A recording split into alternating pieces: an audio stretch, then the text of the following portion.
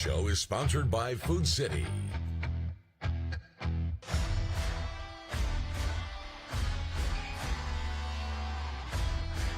Hi everyone, Casey Guest alongside James Cawley here at David Crockett High School. The Friday Night Rivals season getting underway tonight. Coach, how excited are you to be back at a football game? Oh yeah, the opening game here tonight in Upper East Tennessee. You know, been here at David Crockett, it's exciting. Anytime we come here, it's always exciting and a great game. Unicoi's here tonight, so yeah, we're looking for a great football game to kick off the season. Let's get to some key players. We'll start with Unicoi County.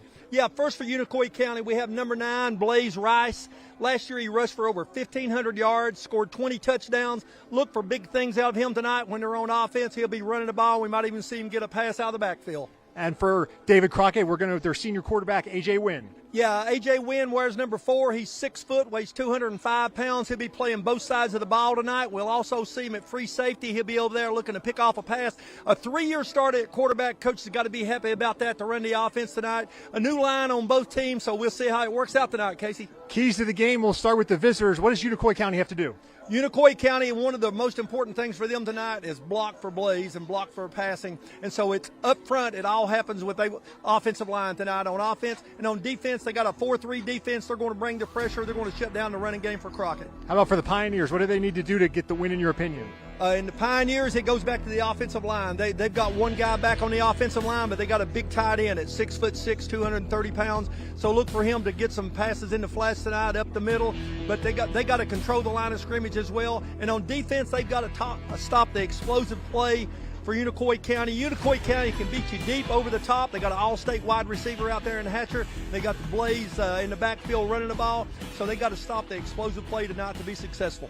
Talking season is officially over. Coming up next is kickoff from David Crockett as the Blue Devils play the Pioneers on Friday Night Rivals.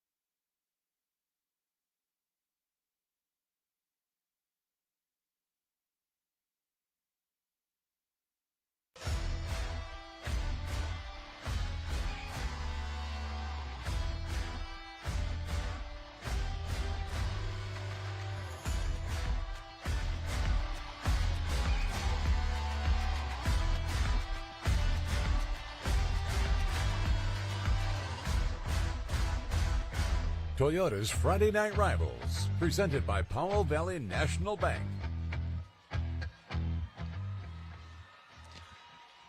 Welcome back to David Crockett High School. We are so excited for another season of Toyota's Friday Night Rivals. Unicoi County, David Crockett kicking off the 2026 season tonight.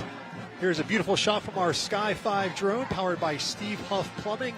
Sunshine drenched field in Jonesboro, Coach, as we are just moments away from kickoff. Yeah, both teams are excited. Both teams are ready to get on the field. They want to get out there and get that first hit. Kickoff's coming up here just in a moment.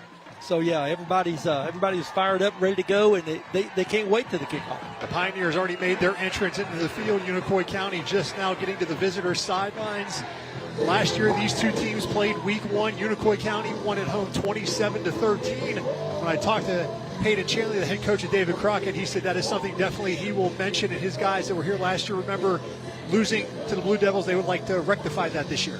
Yeah, the Blue Devils were really tough last year. They lost, one regular season game? And so, yeah, they're a very good team last year, and look for them to be a very good team this year. So they're looking for things to happen tonight, both offensively and defensively, and they're ready to play. Unicoi County showed up and ready to play. You can see there's David Crockett in the all-black, Unicoi County all-white jerseys. The captains are coming out for the coin toss. This evening's coin toss is sponsored by Local 538 Union Hall and Training Center. They are the captains getting ready for the coin toss tonight. Out there right now, you see that is Aaron Gardner with the live 3-8 pipe fitters, plumbers, and service technicians. He will be doing the coin toss this evening.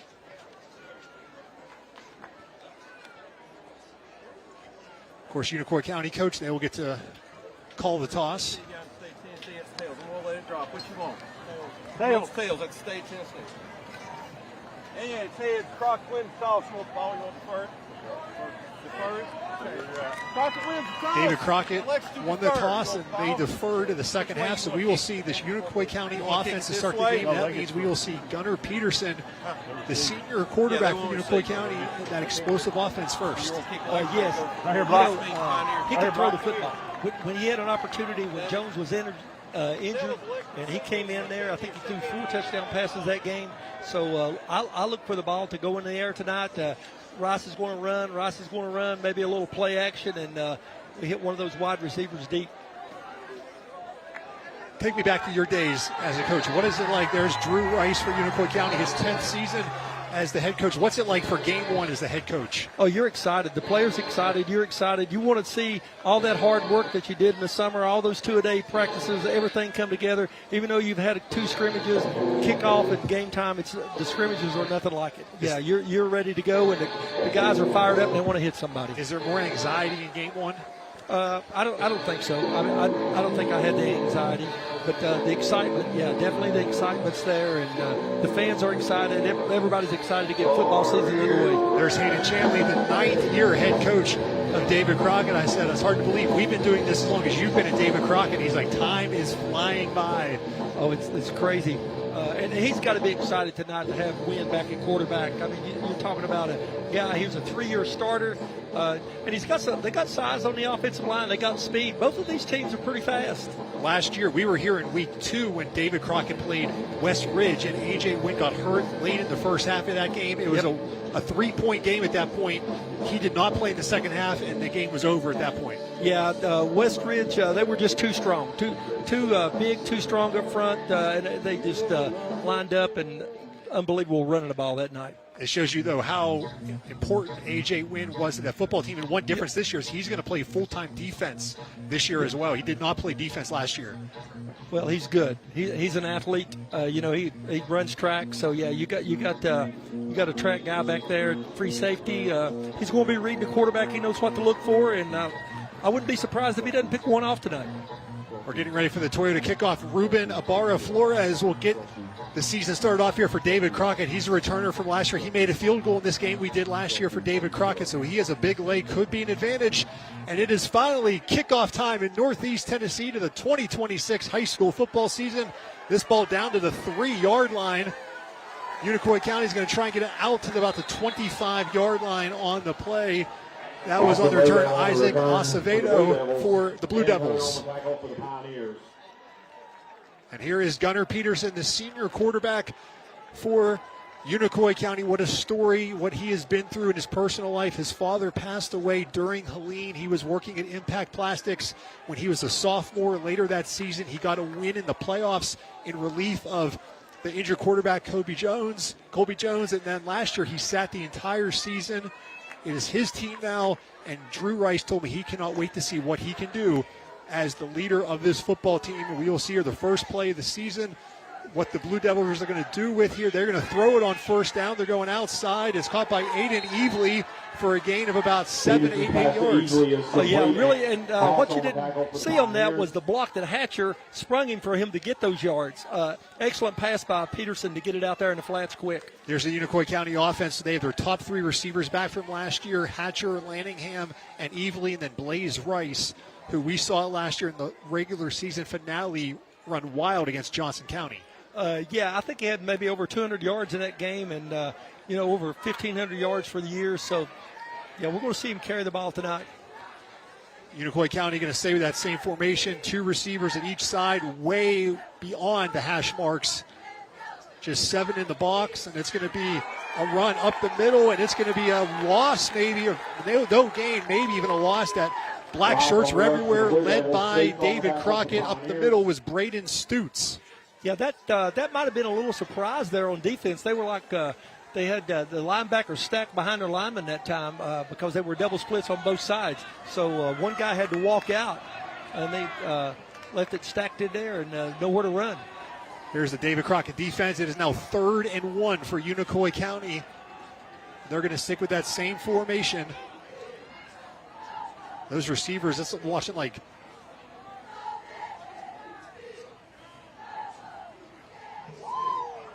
we'll see on this 3rd and 1, it's going to be Blaze Rice up the middle. He's going to be very close to see if he gets that first down run. It looks like he has it, and they do say yes, that's a first down for Unicoi County, but the running has been tough coming so far.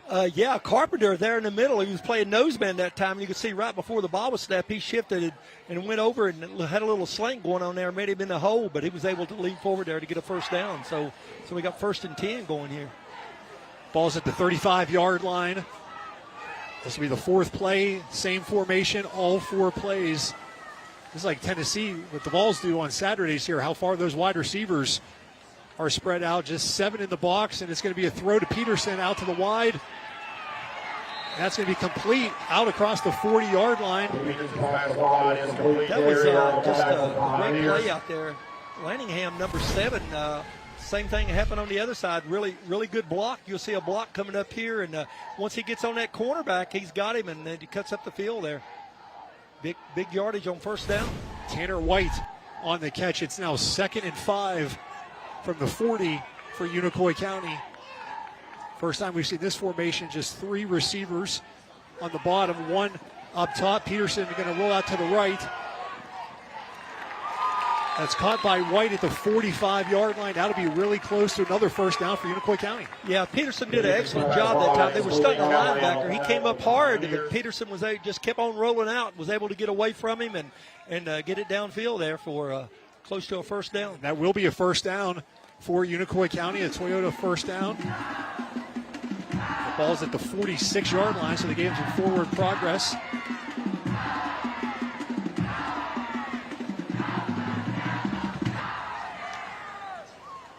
First and 10 from the 46-yard line of David Crockett. Just 3 minutes into the season for these two teams, and this is a great start to this drive for Unicoi County.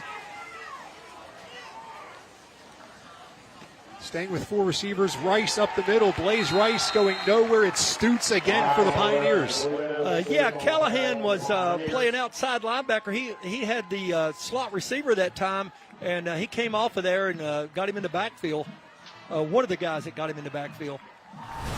Haas was in there too. So you can see right here, they had that formation. Here he comes inside. He goes up and he grabs a hold of him there.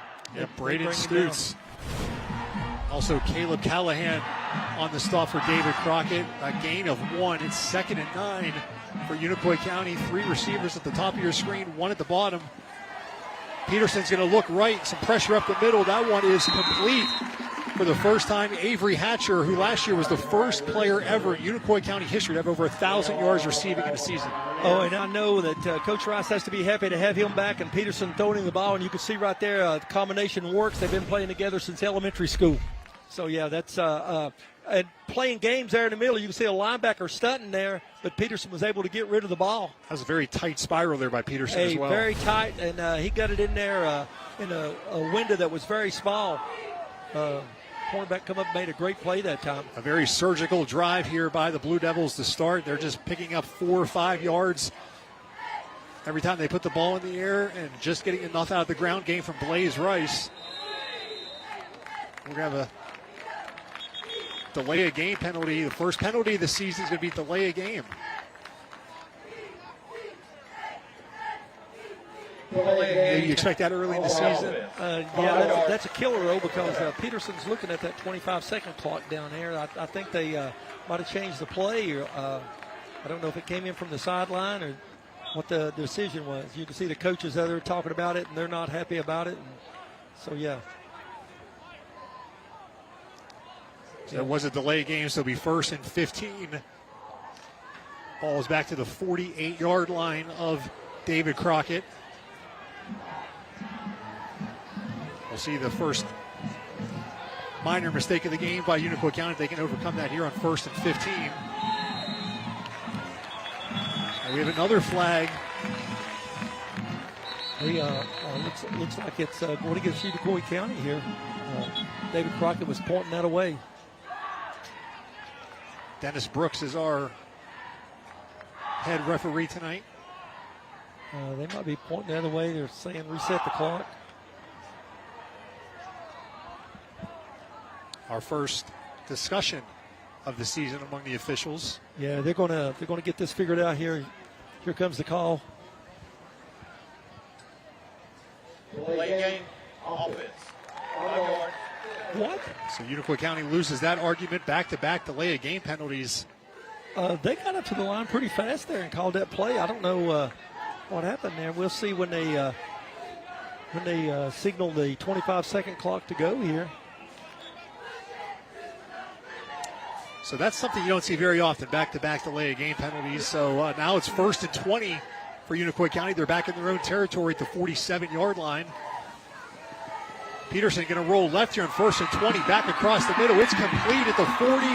That's Aiden Evely, with the catch. He got 17 to the 20 yards on that one. Yeah, anytime that you can throw the ball like that, and they're stunting there. They had 3 guys at the line, 2 people came, so it's 5, 6 guys in the secondary. They're going quick now to the line of scrimmage here. 2nd and 2. Peterson to the right. That's complete again. That's Avery Hatcher. And that will be enough for a first down. So that 10-yard penalty on back-to-back delay games, no problem. No, they just got up there and said, "The heck with that clock. We're going on the ball. We'll run it." Yeah, that's you can see the Peterson kid, what kind of arm he has right here. Boom. Once again, yeah. Coach Rice told me he can make any throw on the field. He said he's not the runner that Jones was last year, but he said he can make any throw on the field. Yeah, that was just a little hitch route there to the outside. He just pulled up, and the ball's there. 3 receivers, 2 to the top of the screen, 1 for the bottom. Here, some pressure coming off the edge. It's going to be Rice up the middle, and he's going nowhere. Not much running game so far for Unicoi County. No, that it's showing with the inexperience on the offensive line. You know, they had a really experienced line last year, and that was one of the emphasis tonight was see if they could run the football. And so far, they haven't been able to get many yards on first down or second down. And of course, they've been throwing it and moving the ball, and so I'll look for another pass here with the second down here. Could you have a better name as a linebacker than your last name is Haas? Ezra Haas right here. He's also going to be playing running back on offense when David Crockett gets the ball, but you look at the clock here, the first quarter is halfway gone. David Crockett has not touched the ball yet on offense. Very methodical drive here by Unicoi County. More pressure by the Pioneers. Peterson throws it outside, complete again, and that one is Lanningham with a gain of about 4 yards. Yeah, it looked like he might have had another yard there. He got knocked backwards. A great play over on the outside by Brady that time. See right here, they pick up two guys stunting, one off the corner, one inside. Great blocking by the line that time, able to get positive yardage there. Yeah, that was the left tackle. Will Summer kind of took care of 2 defenders. Number 54 for Unicoi County. 3rd down and 6. Somebody be coming. They got. They're trying to get Peterson off his mark here. They're going to just rush 3, though. He's going to go deep. And that one is caught, it looks like. We haven't seen a signal yet. Yeah, we're going to say it's a catch. And it's a touchdown for Avery Hatcher. Yeah, Hatcher there, he left off in the playoffs last year. He had a big long touchdown, and here's another one, and I believe he just outran the officials down the sideline that time. So Peterson put it up.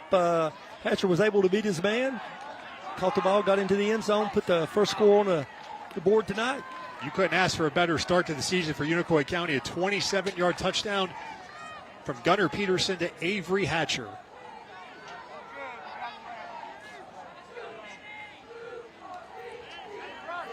Unicoi County going to attempt the extra point here. Doesn't look like anyone's really... Benny Acevedo, bit of a high snap, and it is blocked by the Pioneers. So no good. It's 6-0 Unicoi County over David Crockett. You're watching Toyota's Friday night rivals as the Blue Devils strike first, 27 yards. Peterson to Hatcher on Toyota's Friday night rivals.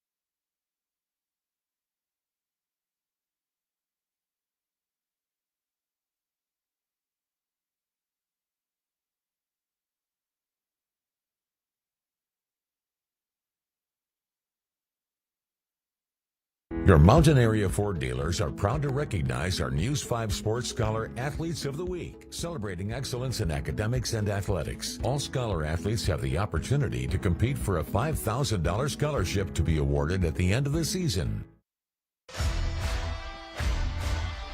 Welcome back to David Crockett High School. The Blue Devils could not have drawn up a better start, minus the extra point being blocked. At 6-0 Unicoi County. They get the ball, go right down the field. 12 plays, 75 yards in just under 7 minutes. Gunnar Peterson, a perfect 8 for 8 for 84 yards to start the season. Yeah, I think Peterson's over there and saying, Coach, we're okay. We're doing all right. Forget about those 2 delay game penalties against us. Yeah, you couldn't ask for a better job out of your quarterback. I mean, it's just like he steps up. They've got pressure on him. They're setting linebackers. They're setting people in the middle, setting them from outside, and he was able to handle it. Nehemiah Campbell will kick off for Unicoi County. Nice to see him back. He broke his collarbone last year in their first scrimmage, only played in, I think, 3 snaps. And we saw all 3 of them in the regular season finale last year against Johnson County. Tried to come back, could not get it to go. So Drew Rice very happy to have a healthy Nehemiah Edwards back. Nehemiah Campbell, excuse me. Yeah, and he's starting tonight at linebacker. He's got some speed. I think that's one thing that Coach Rice was talking about is how much speed they had this year, that he was real pleased with that. There's A.J. Wynn, the senior quarterback for David Crockett. And I talked to Hayden Chanley. You saw during the pregame interview, I said, when do you know what the first play of the season is going to be? And he's like, I don't know yet, but he said, I'll let you on a little secret. I think it's going to be a run. So we'll see if Coach is true to the word here on the first play for offense. And it is going to be a run for David Crockett. That's going to be their sophomore, Josiah Antone. And that might have been a little trap play right there in the middle of that time. If it wasn't, we had a big push up front by Wilson, the center there, number 52. This is his first year starting in there. There's the starters for David Buchanan, Crockett. The right guard. So a sophomore, Josiah Antone. Hayden Chanley said, hopefully you're going to call his name a lot on Friday night. First play, they give it to him, and he gets 9 yards. This time, Wynn's going to keep it coming back to the left. A.J. Wynn across the 50, goes out of bounds. And that's what you want to see from your senior starter. That's what I was thinking, Casey. That's a senior quarterback right there. He knew he got all he could get, step out of bounds. Hey, I don't need to take an unnecessary hit right now because I got to play on the defensive side of the ball. There's 10 games to this season. And here's the Unicoi County defense. You mentioned those linebackers there, Campbell back, Thompson, also Hewlin. And so it's going to be a tough challenge for them. You see Unicoi County's defense is going to have their hands full because David Crockett is going to be physical. They're going to want to run the ball, run it right at him and see if they can stop it. Yeah, they got that big tight end, but he also splits out some too. We'll see. Wynn this time doesn't even fake it. He's going to take it himself, and he's dragging defenders forward like a running back. That's going to be a gain of 3 for A.J. Wynn. It'll be 2nd and 7. Yeah, Campbell actually made a hit there in the backfield, but Wynn was able to get away from him and get upfield and get some positive yardage that time. So he picked up a couple. So we got 2nd down coming up here, and so it's one of those things. You can go a little play action here. You want to go back to the strong running game. So far, it's been all runs. Yeah, Pioneers have not put the ball in the air yet. And we're going to get our first throw of the game for David Crockett. It is complete across the middle, spun forward. That's the big tight end, number 19, Mullins. He was he ran a little seam route there. He looked like he might have released. They gave him a little release to the inside there. He got straight up field, and Wynn, 6 foot tall, was able to see him easy and hit him straight down the middle of the field. Here it is, a good fake in the backfield. Mullis is 6'6", 230 pounds. Yeah, big just target. Just them out like a basketball player. Yeah. Bit of a high snap here. It's going to be Antone. He is going to be dropped for a loss on the play. 3-4 white jerseys. But that high snap, I think, threw that play off. Yeah, threw the timing off just a little bit, and Campbell stunned it there in the middle, coming up strong that time. And also the Sullivan, the tackle, came up there too. You could see big number 65 gets in there. Campbell gets in there. So, yeah, it's going nowhere. Lost the one on the play. 2nd and 11. The ball is at the 35-yard line. We're under 3 minutes left in the first quarter. This is the first drive of the season for David Crockett after Unicoi County went down the field and scored. The extra point was blocked, though. Wynn is going to keep it this time up the middle, and he's going nowhere. Back-to-back good plays by the Blue Devils defense. Yeah, they were sitting there waiting on that. It was just a great play by Unicoi County that time. You see that the snap was too high there, and just sitting up there. So now we got 4th down coming up here, and they're going to go for it here. 3rd and 11. See if they try to draw them offside. You got single coverage on the outside here.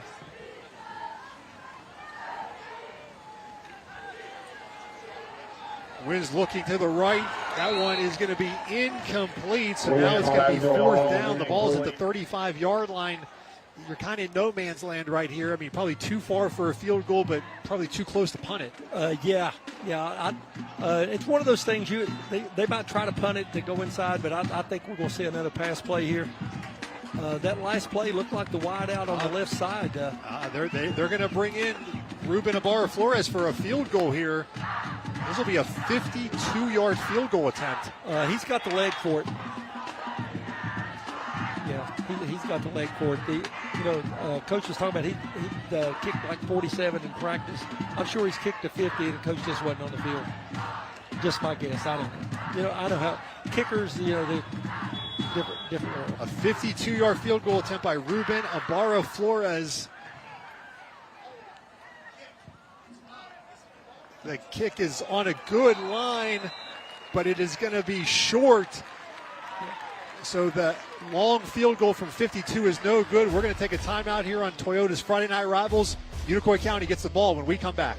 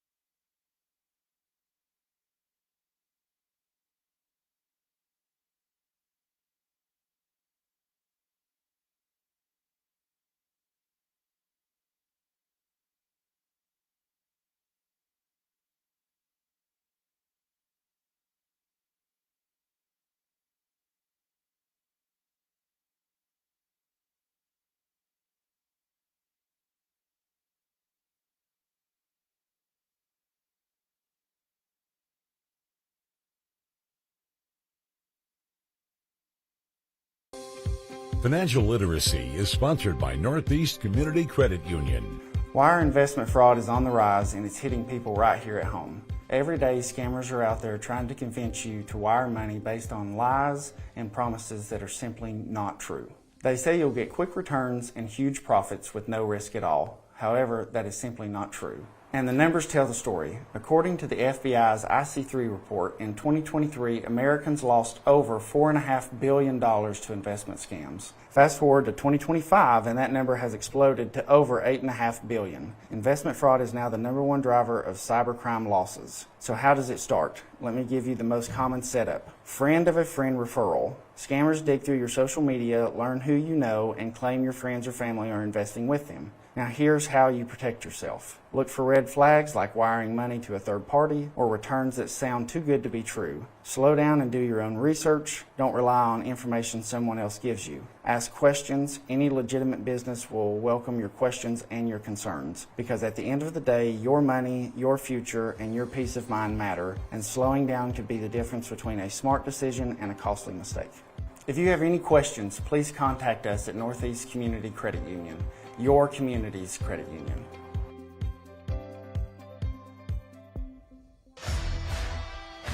Welcome back to David Crockett High School. 6-0 Unicoi County, the Sky 5 drone powered by Steve Huff Plumbing. Our drone pilots, Keith Roberts and Jason Hutchinson, once again with us this year, the best in the business. So excited to be back. Now, after that field goal, it did make it into the end zone. So in high school, the ball goes back to the 20. It's not where the kick was from like it is in college or the NFL. Exactly. So it's a different ball game, and so it doesn't hurt you if you miss it. You know they get it on the 20, so it's like a. But you got to get it to the end zone. Yeah, they still got 80 yards to go. Yeah, so the ball was on the 35, so they got 15 yards. Basically, you look at it like a 15-yard punt. You had a chance if you made it to get 3 points. There's a little more strategy involved in at the high school level. We'll do that, but that first play there on the ground, only a gain of 2 for Unicoi County. Yeah, Garley came up from his defensive end spot. They missed a block there, and Rice couldn't go anywhere. He was hitting the backfield. David Crockett's rush defense coach has been really solid here in the first quarter. Yeah, they're bringing it. They're bringing it. They're not set back and waiting. So, a linebacker's coming on every play, inside, outside, sometimes both. Caleb Callahan with that nice play on first down for David Crockett as we approach 1 minute left here in the first quarter. Just the second possession for Unicoi County. Their first one was almost 7 minutes long. Blaze Rice, nothing much happening there. He kind of slipped a little bit, but not a whole lot on second down. No, he's got back to the line of scrimmage there. The original line of scrimmage looked like to the 20. So we got third, and I see our first screen pass of the year. But with Peter's arms, I think they're going downfield. 3rd and 11 for Unicoi County. Gunnar Peterson has not thrown an incomplete pass yet in this game. Can he survive the announcer jinx? Peterson looking right. He's got plenty of time. A flag is thrown. A couple of flags are thrown. Peterson takes a big hit. And it was probably all for naught because of holding. Although if you're David Crockett, you would think they may decline it here, make him punt it. I think we might see declining it definitely and punting the ball. Unless they think they can back them up 10 yards and then we can hold them here and then they have to punt. We'll wait and see. He only gained about 4 yards rushing on the play, so it would be like 4th and 7 if they decline the penalty. If they accept it, it would be, and I think the way the holding, number 51 of the offense, penalty is declined. Result of the play, it'll be 4th down. It's declined by the Pioneers. Yeah, we're going to see a punt here. Be 4th and 7 for Unicoi County with 15 seconds left here in the first quarter. They got to pick up the laundry. 2 officials threw a flag on that play. That's how blatant that holding was. 2 officials saw it. It was right there, and basically they're standing within 5 yards of it. They're both behind the line of scrimmage there. And Nehemiah Campbell, Crockett does not rush it. This one is going to land just on the Crockett side of the 50, and then be stopped at the 49-yard line by Unicoi County. 5.8 seconds left in the first quarter. Excellent field position for the Pioneers starting at their own 49. Yeah, I think they're happy about that. Defense Should be, unless it's a very quick pass, this will likely be the last play of the first quarter here. Yeah, I think that's what we're looking for here. Let's see what Wynn's going to run here on offense. Like you say, the last play of the first quarter. Got things spread out here. Antone is beside the senior quarterback, the sophomore running back. Unicoi County showing some pressure, then the linebackers back out. It looks like a backer. He might be coming off the corner over there on that outside. Wynn's going to throw it. Mullis has it. That'll be the final play of the first quarter. The only touchdown was by Unicoi County. It was Avery Hatcher, a 27-yard completion from Gunnar Peterson. Here it is right here, the only score of the game. A beauty to start for Unicoi County. Quarter number 2, though, will begin with David Crockett on offense, and we come back on Toyota's Friday Night Rivals.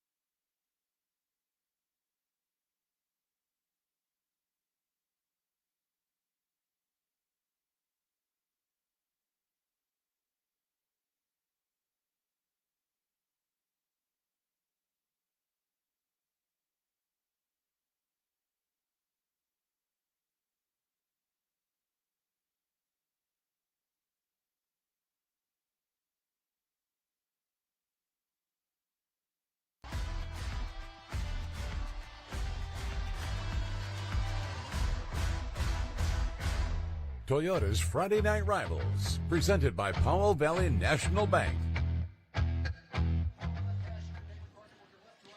Welcome back to David Crockett High School. 6-0 Unicoi County on top over the Pioneers after one. The Sky 5 drone high above Jonesboro here, powered by Steve Huff Plumbing. Beautiful shot here, field looking great. It's been several years now since they've had this turf field. It has just added so much to the field here. Here's the first play of the second quarter. A.J. Wynn breaking through the line.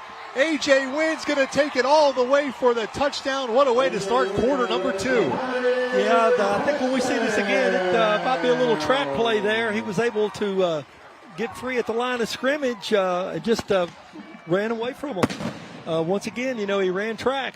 He's an athlete. Big play by the senior quarterback, Wynn. 46-yard touchdown run by A.J. Wynn on the first play of the second quarter. We are tied at 6. Pioneers are an extra point away from their first lead of the game. And we know Ibarra Flores has the leg for the extra points. Exactly.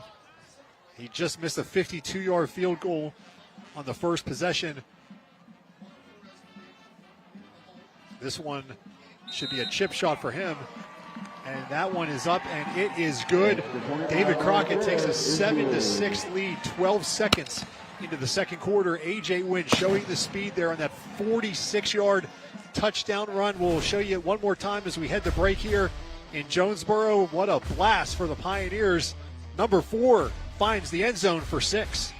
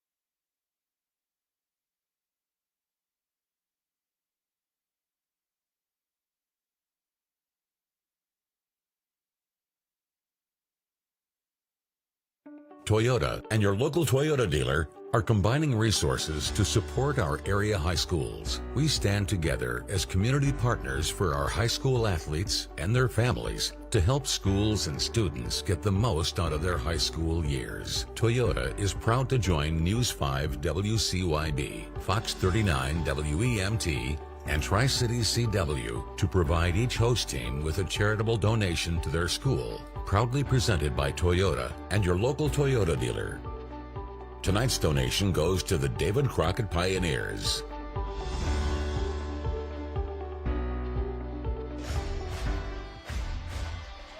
Welcome back to David Crockett High School. The Pioneers leading 7-6 over Unicoi County. There's the student section for David Crockett. The Stars and Stripes theme tonight, looking good here for game number 1. That last scoring drive for David Crockett, 2 plays, 52 yards, just 17 seconds. 6-yard pass and a 46-yard run. Yeah, with you have an explosive offense like that, you get it in the end zone fast. It's not how long you have the ball; it's if you score. So Unicoi County will have their 3rd possession of the season coming up here. They have a touchdown and a punt so far. Acevedo going to break 1 tackle, break a second one. He gets 5 extra yards there out to the 25. Yeah, finally brought him down there. But it's good. Here we go with the touchdown run. What do you see here, Coach? A great block by Haas there in the backfield, number 11. Had a lineman over there on that left-hand side, did a great job as well, and he was able to get up through off a left tackle over there, and great yardage, and used his speed and got into the end zone. Garland and Carpenter was the 2 blocking on the left-hand side, and Haas kicked out that time. So great play by David Crockett. There it is, the 46-yard touchdown run by A.J. Wynn, the senior quarterback. Now Unicoi County trailing for the first time in this young season. Peterson finds Evely out across the 30-yard line, close to the 35, and it's going to be enough for a first down, it looks like. Yeah, he just did a little hitch route there, just sit down, and Peterson was able to find him. Good yardage there to pick up another first down. As well as they're throwing the ball, it's got to be Coach Rice has to remind himself, we do have to run the ball too to have balance, but they are just precision in this passing game so far. I think I would maybe toss the ball to Rice one time. 1st and 10 from the 35. Peterson under pressure. A screen is set up, and there is the screen to Rice. Coach, you said toss it to him. The screen will work just fine, too. He might have got a late flag for out of bounds. Might have got a late hit there. He was way out of bounds when the guy hit him. But, yeah, I think Coach might have heard me over on the sideline. They set this up beautifully. They got a linebacker stunting there in the middle. Couldn't ask for a better call there. He was, I don't know. He's here comes a flag. We'll see what they called.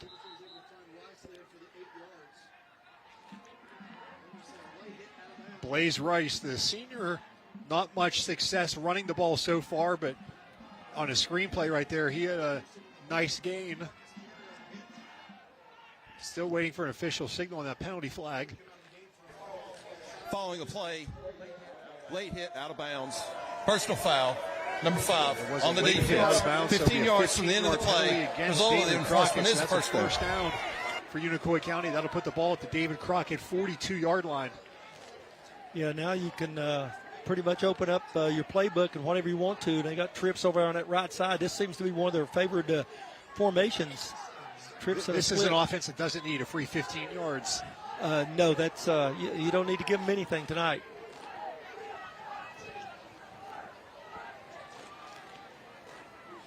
First and 10 for the Blue Devils. Peterson, this one off the hands of Avery Hatcher, the first incomplete pass of the ball game. What's wrong with these guys? Well, I don't know what happened that time. I think he released it a little high. You can see the ball was high. He had to jump for it out there. He gave a good effort on the outside.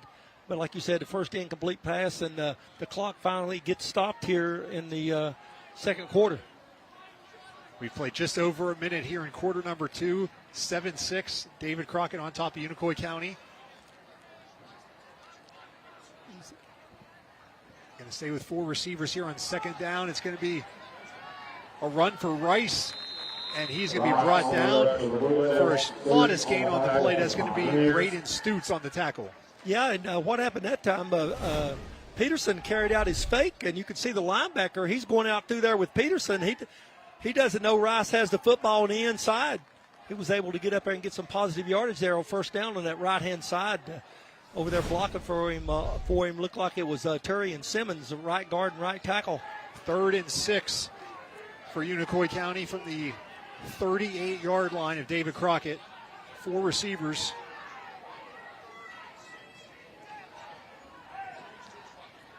Peterson looking right. This one is going to be incomplete. He was looking for Avery Hatcher. Yeah, and, I don't know if you could tell it on TV or not, but he's throwing right into the sun. So when Hatcher turned around and looked at the ball hits right into the sun. So, that was going to be a tough catch. And plus had great coverage over there on the outside that time. You see Hatcher arguing he's saying he was holding my jersey. It's so unlike a wide receiver to ask for a flag. I cannot believe that a wide receiver would do that. It's like if they don't catch the ball, they're held every play. If you watch the guys on TV on Saturday and Sunday, it's like, hey coach, they're holding me. You'll see Drew Rice here. He may call a timeout to talk this one over. The play clock is down to 5. Yeah, I think that's what's going to happen here. And they just take a delay of game here. Now he does call a timeout, so the first timeout of the game for Unicoi County will stay here while the Blue Devils, it's 4th and 6. So what do you think they're going to do here? The ball's at the 38-yard line for Unicoi County. Well, we've seen one screen pass. I think they need to throw it over here where the sun's not in a guy's eyes. They're coming over here to the left-hand side. You got 2 options here. One, and you see it every Sunday afternoon, and sometimes if it's my team playing, I say, why are they doing it? They throw it deep. So either you got a great play going there, but if you miss it, you turn the ball over. I'm thinking, why don't we just get a first down? We'll keep this drive alive.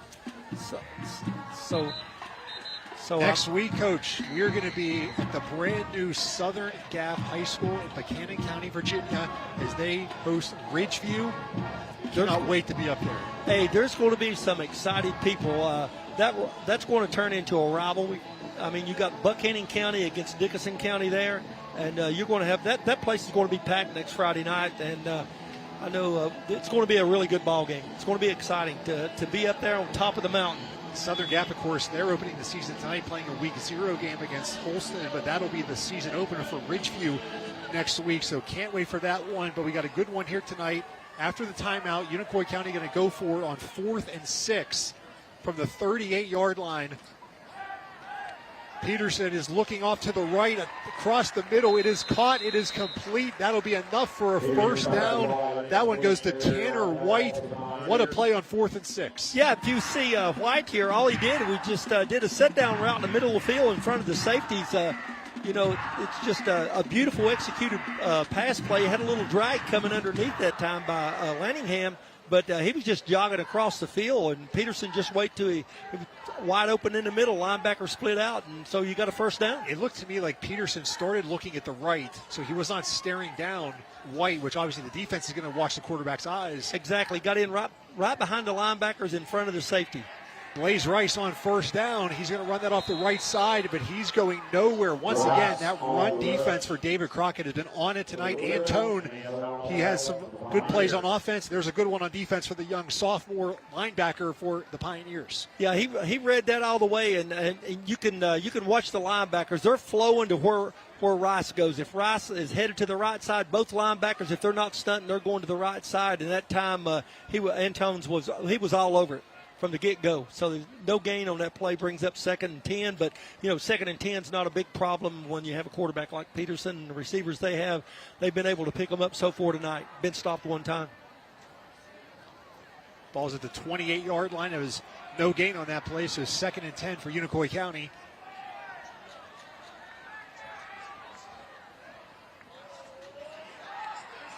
Rice, I don't know, he thought the play was blown dead or what was going on there, but he just stopped and then lost 2 yards on the play. Yeah, I think that, there was nobody near him when he stopped. I think he was looking to decide where am I going to go to, and there was nowhere to go once he started out again. You can see it right here. He comes up to the line, hesitates, and like you said, I think he might have heard a whistle. The way he pulled up there, I definitely think he thought that play was blown dead. Yeah, to begin with, I thought he was just hesitating, looking for a hole, but I don't think that's what it was at all. it was like the play was dead. So a loss of 3 on the play. It's 3rd and 13 for Unicoi County. The ball is out of the 31-yard line. They converted a 4th and 6 already on this drive. Now they're facing a 3rd and 13. Peterson looking to the left. He finds Lanningham across the 25. He's going to be about 5 yards short of a first down. Yeah, what that was, it was man-to-man coverage all the way. You had a safety free, and the linebackers are coming. They're putting pressure on the quarterback, and he comes underneath there. Is able to hit him, pick up a few yards there. So it's going to bring up another 4th down. We'll see what happens here. See him coming underneath. Linebackers are stunting. Makes a good catch. But, you know, the speed there on defense was able to catch up with it. Wynn, the quarterback, A.J. Wynn, playing his safety position, was the one that came up and made the tackle. So they got half of that yards there.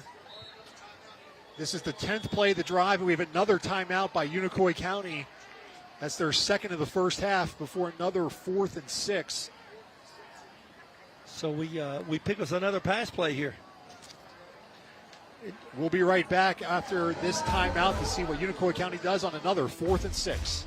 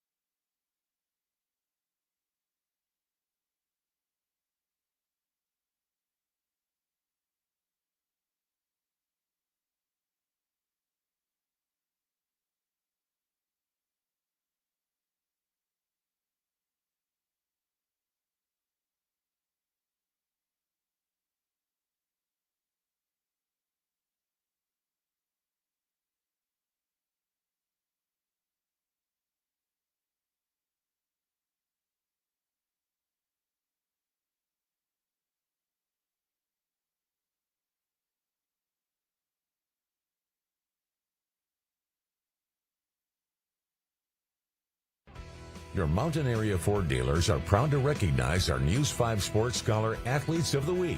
Each week, News 5 and your Mountain Area Ford dealers will honor one student athlete from each of the schools playing on Friday Night Rivals. From Unicoi County, we honor Ella Manville. Ella is a region and district tennis champion who has a 4.26 GPA and is active in FCA and student council. She also volunteers as an assistant coach for the Unicoi County Middle School tennis team. From David Crockett, we honor Haley Corum. Haley is an all-conference softball player who helped lead the Pioneers to state last season. She also plays volleyball at Crockett. She has a 4.01 GPA and was active in Hurricane Helene relief efforts. All scholar athletes have the opportunity to compete for a $5,000 scholarship to be awarded at the end of the season.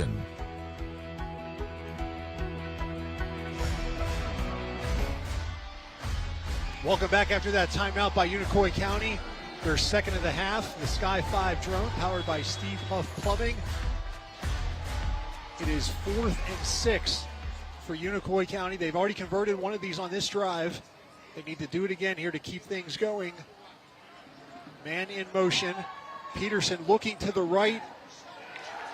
This one throws out of bounds. He was looking for Nehemiah Campbell, but he throws it out of bounds. Yeah, A.J. Wynn read that the whole way. A.J., watch it. He went in motion. He turned up the sideline, ran the wheel route up the sideline. A.J. from his free safety position just read it all the way, and it was thrown out of bounds. Here is David Crockett's schedule for the rest of the season. They'll be at West Ridge. They got the Morristown schools. Of course, Sevier County, 2 years ago, they won the state championship. Last year, they lost in the championship game. So it's always tough when you have someone in your region who has been to the state championship game 2 years in a row. Yeah, and you got them on the schedule. And but the good thing about it, they play them here. They do. And also, of course, the Musket Bowl towards the end of the season, Tennessee High as well. Last year, David Crockett finished 3rd in the region behind Sevier County and Tennessee High.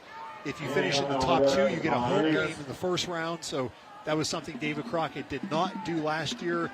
That is certainly something they would like to change this year. And their first 3 games, though, are non-conference. So Coach Shanley said this is the schedule. The first 3 games is when we get these guys some experience, the younger guys, and we want to be playing our best football for when region play starts later in the season.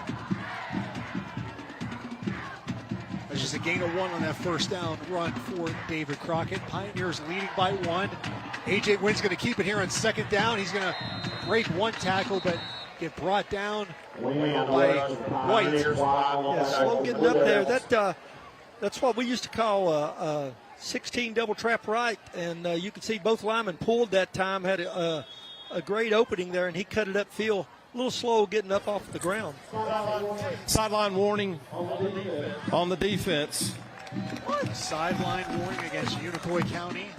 If it happens again, it would be a penalty. Exactly, and I won't say it, but I'm guessing there was some other coach in the box that didn't supposed to be there, maybe. You can see the players are way back. They might have already, backed up since they gave them a warning. But, yeah, it's a little excitement over there. You always get that in a football game. Just a matter of who the officials are on the sideline and if you get in his way. So somebody must have got in his way. 3rd and 1 for David Crockett as we approach 6 minutes remaining in the first half. It's been a good one so far. Both teams have scored a touchdown. The difference is the extra point. It was blocked for Unicoi County, and Crockett made theirs. Antone is standing next to Wynn.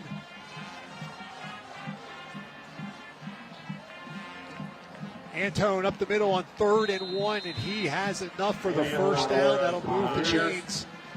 Yeah, that time there's man coverage there, and they just walked the safety up to help out in the box, hoping to stop that run for the first down.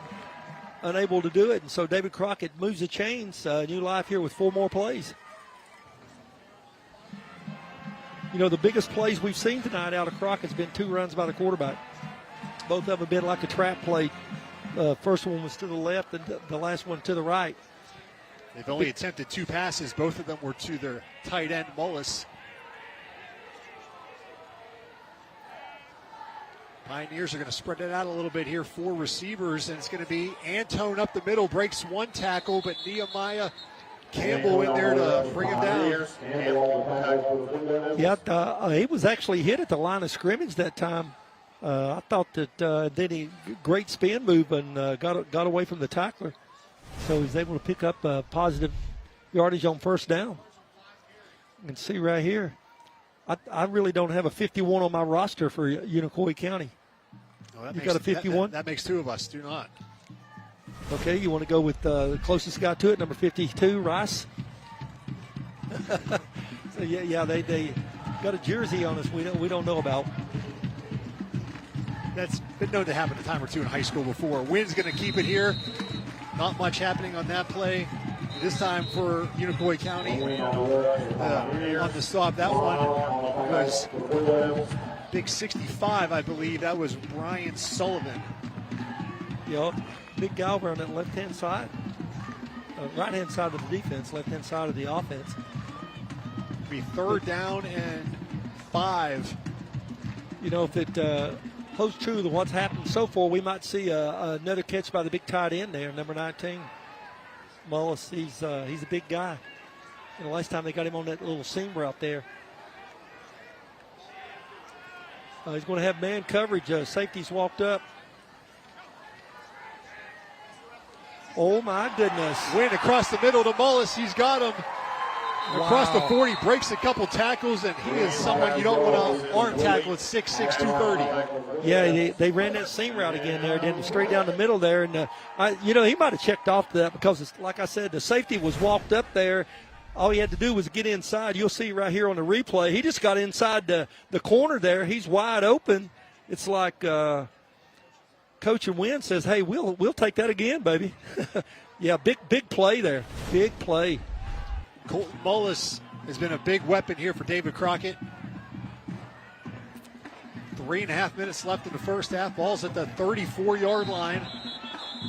And we got a penalty, I believe, the first one of the game against David Crockett on offense. That ruined their jet sweep there. I think they were going jet sweep over there to the left-hand side. Prior to the snap, and, like you ball said, start, they 73 of the offense. 5 yards, so, remains first down.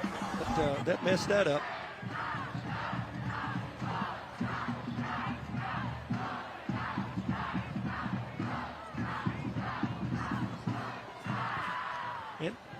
Antone, they had him out a little wider that time. We'll see if they come back to it. Hayden Chanley has to be pleased with how his team responded after giving up a touchdown on the first drive of the season. They're going to fake it to Antone. Wynn's going to run it back to the right. A.J. Wynn cuts it outside, and the turf monster got him. Oh, yeah, doesn't seem to be upset about that. Stuff like this happens.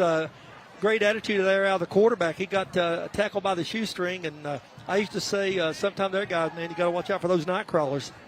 But in this case, I don't think there's any night crawlers out there, Casey. It's all turf. But, yeah, that's a great play. They faked that jet sweep, and they showed him that last time, and then they run the trap back to the quarterback. A.J. Wynn is off the field right now for this play. Hunter Belcher in a quarterback. He's a sophomore. And he has Ezra Haas beside him. So new quarterback, new running back. The play clock is down to 5, so we'll see if the Pioneers are going to call a timeout.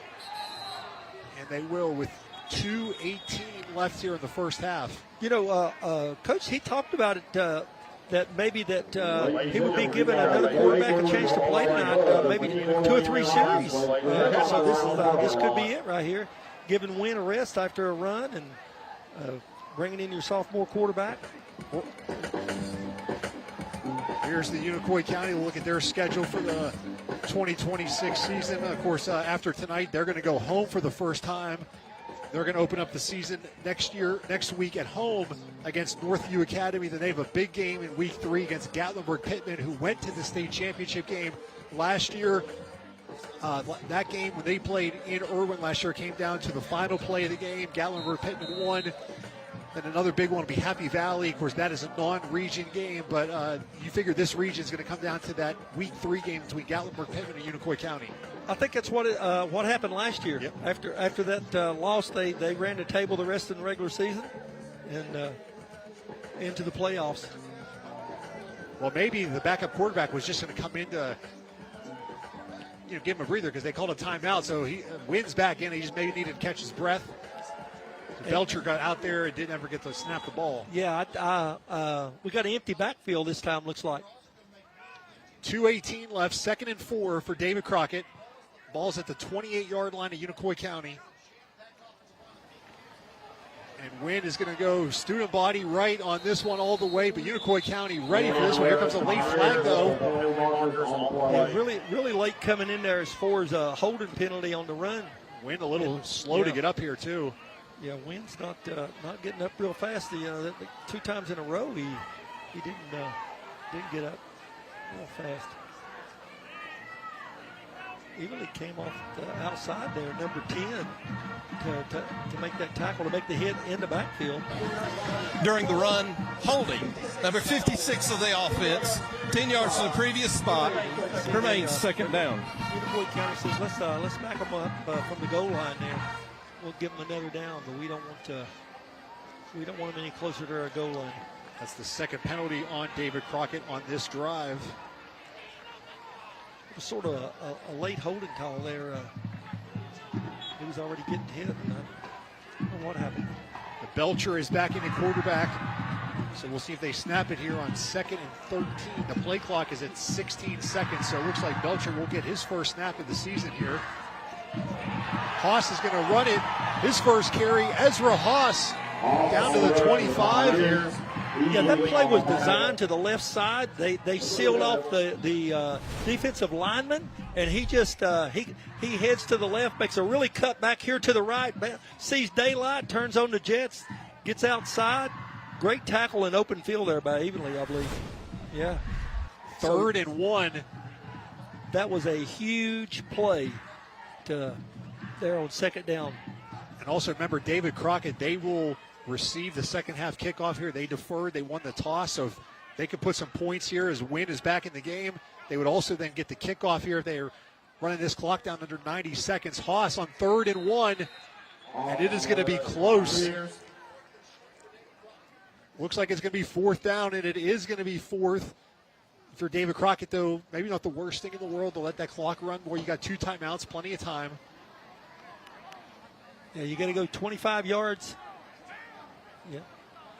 This would be a 42-yard field goal right here. They're calling timeout. You can see right here, beautiful play here. Good cut. Oh, that was the last play. I was thinking that was the third down run. Yeah, great defense there by Unicoi County. Unicoi County calls the timeout. I think they're thinking what we're thinking. We don't want to let Crockett just wind that clock down, make a decision here with more time on the clock here. So 1:03 left. Unicoi County's out of timeouts in the first half. We know they got a guy that can kick it. It's just a matter of what coach wants to do here. You know, you're up by 1 point. Do you want to go up by 4? Do you want to take a chance? I think you go for it. I mean, you know, they are a running football team. It's 4th and 1. You're at home. I've got 2 plays called here. You got 2 plays called. I've got 2 plays called. If they don't cover my big tight end, I'm going to go with a play fake, ride Haas in there. Linebackers are coming up. I'm going to dump it off to my tight end, running that seam route. They've been successful on it so far, and I'm sure over there on the Unicoi side, they're saying, hey, guys, we're going to have to watch the tight end. Sooner or later, they're going to have to watch the tight end. And I mean, they might be right now. They haven't attempted to pass to a wide receiver yet in this game. Oh, no, it's been number 19, big tight end. He's lined up once again, tight end. Oh, they got a safety over top of him, lining up. Yep, you can see 6 walking up on the outside. I think this is going to be A.J. Wynn keeping this one here. Wynn keeps it. Is he going to be close? Well, I think he does not get it. Unicoi County was ready for it.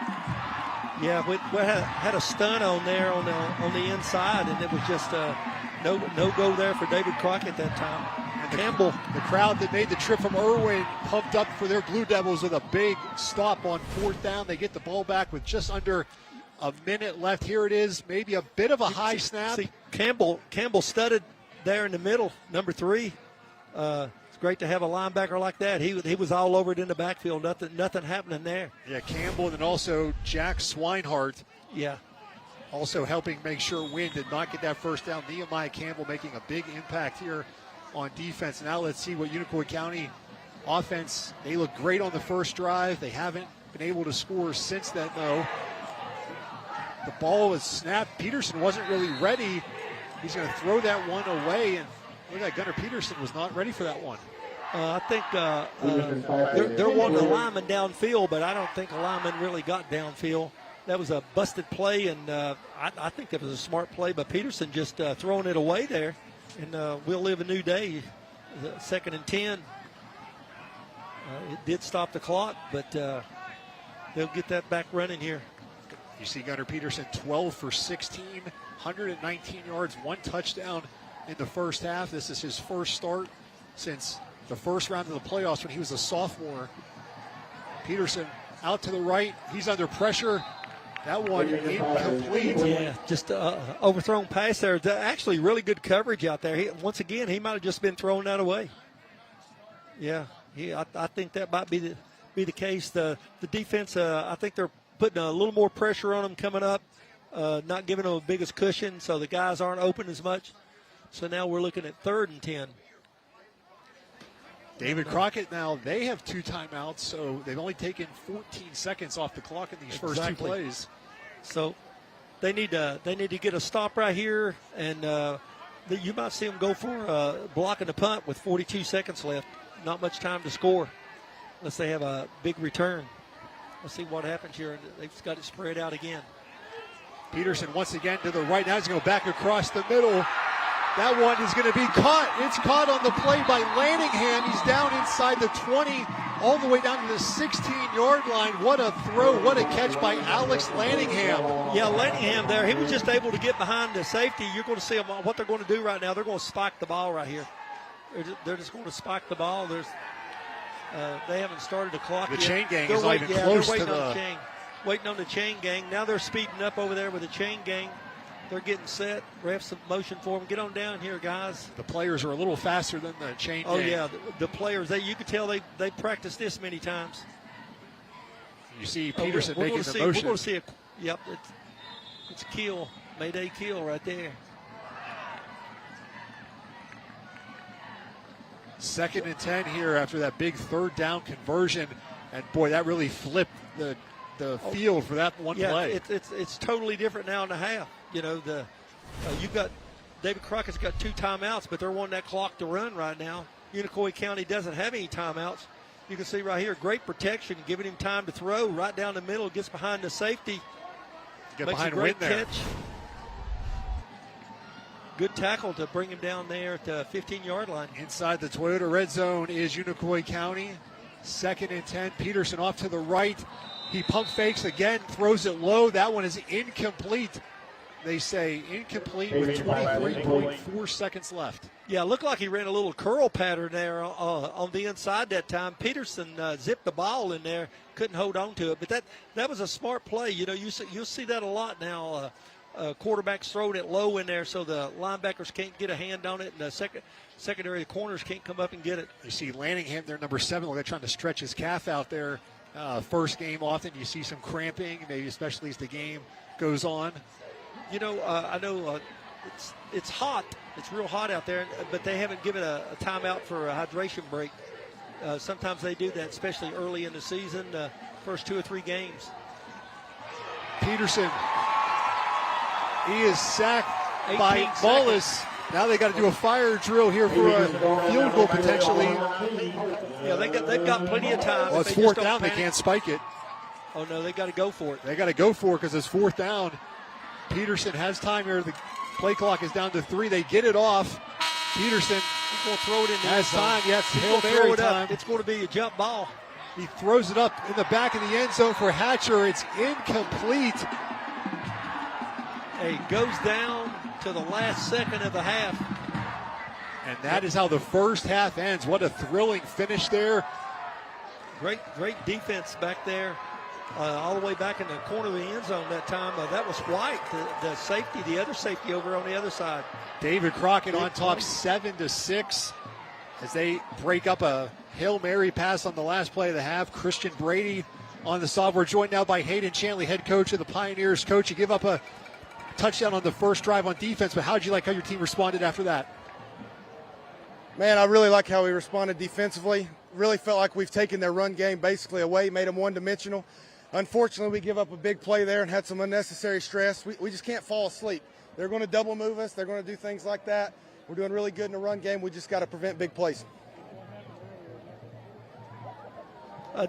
Coach, we couldn't hear you up here in the press box, but the way you responded right there to stop that touchdown pass, the knockdown in the end zone by White, you got to be excited about that going into the locker room. I don't know if you spoke on that or not because we can't hear you here in the press box. Well, they said they can't hear me, so I don't know what's going on. But Christian made a good play there in the end zone. Unfortunately, we had some unnecessary stress because we gave up the deep post. But really like how we're playing. We've made a lot of mistakes, but we're right in it. Coach, we got you now. I know you want to give a shout out, a very special happy birthday to your family before you leave. Yeah, happy birthday to my son, Hayden Chanley Jr. He's 5 today. Love you, bud. All right, Coach, thank you very much. We'll have the halftime report coming up after this.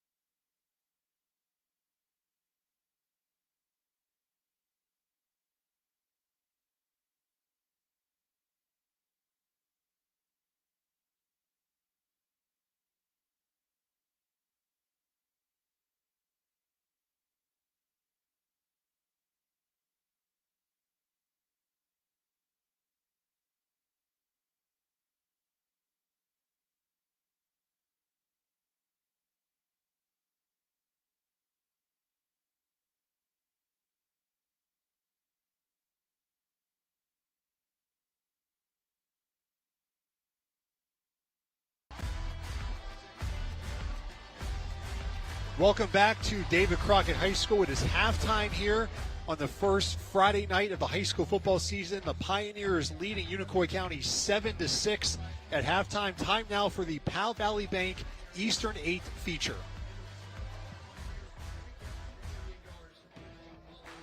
Hi, I'm Sean Porter, Senior Vice President and Market Executive for Powell Valley National Bank.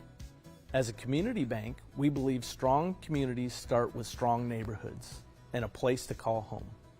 That's why we're proud to support Eastern 8 and the important work they're doing to create quality housing and stronger communities.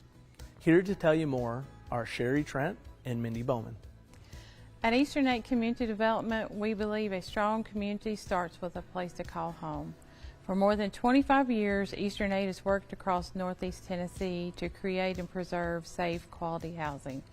But today, housing costs are putting homeownership and even affordable rental housing out of reach for many people who make our communities work. Our job at Eastern 8 is to help fill the gaps. We know we can't do this work alone. Strong communities are built through strong partnerships. That's why the relationship with community partners like Powell Valley Bank are important. Their investment and partnership help organizations like Eastern 8 turn ideas into opportunities and opportunities into homes. My role at Eastern 8 is to lead our operations and help turn our mission into action. That means executing projects, coordinating our teams and partners, and making sure that resources entrusted to us create meaningful results in the communities we serve. Housing is about much more than a building. It's about stability. It's about giving families an opportunity to build a future. And it's about making sure that people who work in our communities can also afford to live here.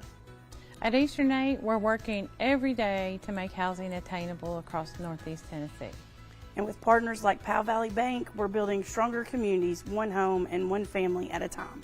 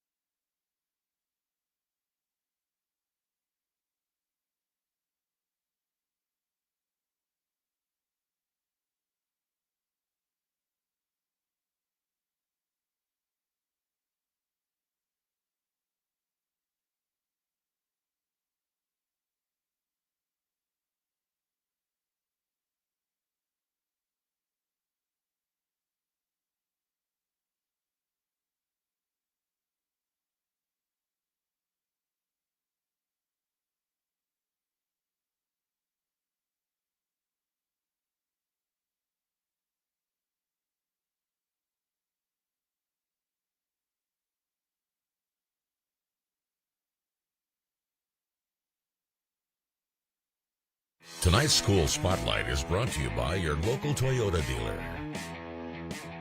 I love the kids. I admire them.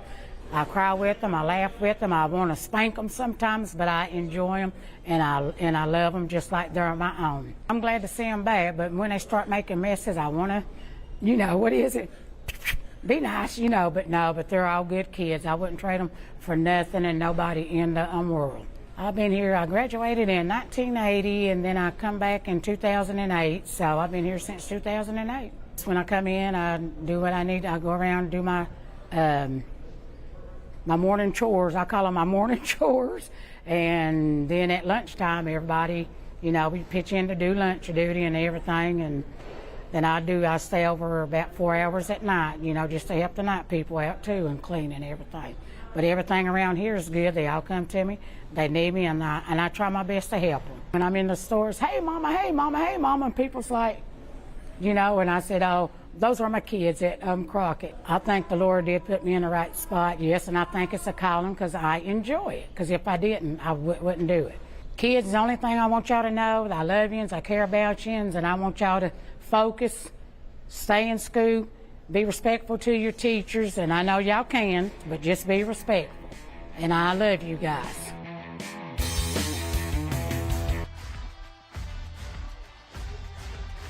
Welcome back to the halftime report here. It is 7-6.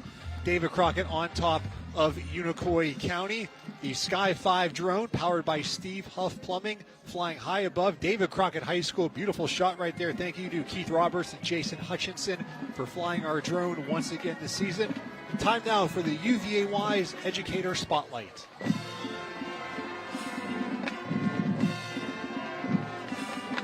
Educator Spotlight is sponsored by UVA Wise. Hi, I am Jeremy Lively, and I'm on campus at the beautiful University of Virginia's College at Wise.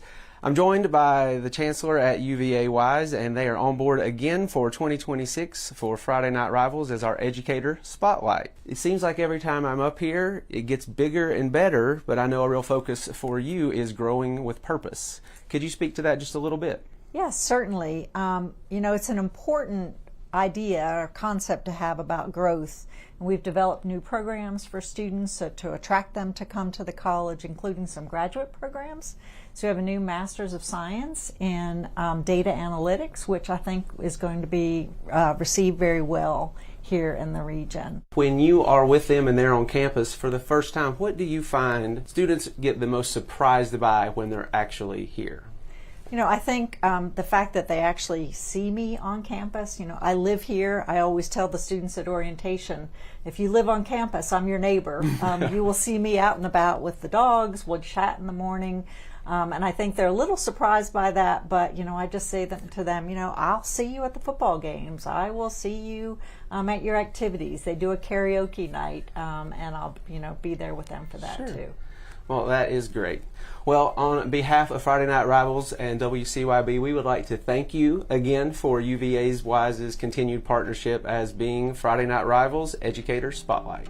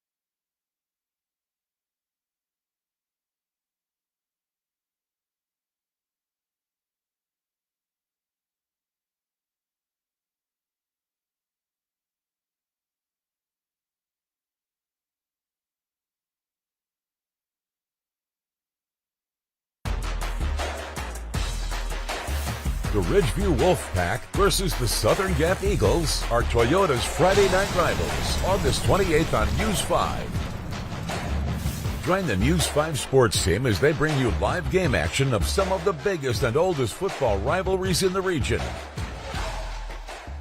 Pre-game coverage begins at 7 p.m. Toyota's Friday Night Rivals, presented by Powell Valley National Bank. Well, welcome back to halftime here at David Crockett High School. It is 7-6. Unicoi County trailing David Crockett by 1 point. A great first half. The Sky 5 drone, powered by Steve Huff Plumbing. You see the baseball, softball field there. The parking lot is packed here tonight in Jonesboro for the opening night of the 2026 high school football season. Time now for the UA Local 538 Spotlight.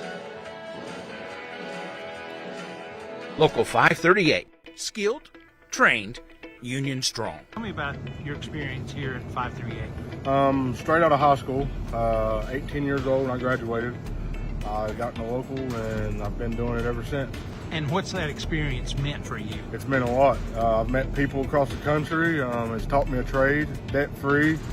I come in 2007 and I've learned so much stuff. Just like today, I'm here helping Jordan assist the rigging certification. And it's given you a trade to where you're teaching in a local school. Yes, sir. And that's led me to that 15 years later down the road, as well as being a pipe fitter instructor here the last 4 or 5 years for Local 538. What, in your opinion, is it mean for somebody to learn a skilled trade in this day and time? I believe a skilled trade is where it's at. You can learn a skilled trade, that's something nobody can ever take from you. Debt-free, it goes all the way from meeting and doing stuff out of your comfort zone all the way to learning new stuff every day. Local 538, skilled, trained, union strong.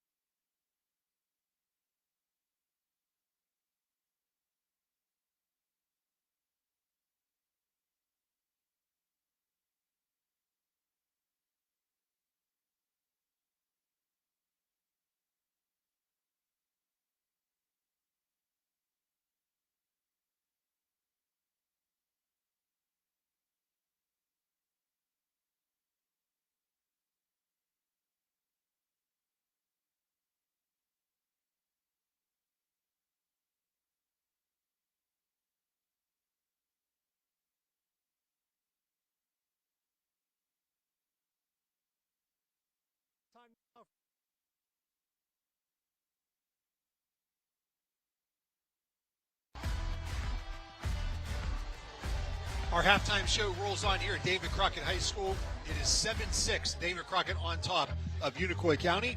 Here's the Sky 5 drone powered by Steve Huff Plumbing as day is turning tonight as the sun is setting. A beautiful shot here in Jonesboro, Tennessee.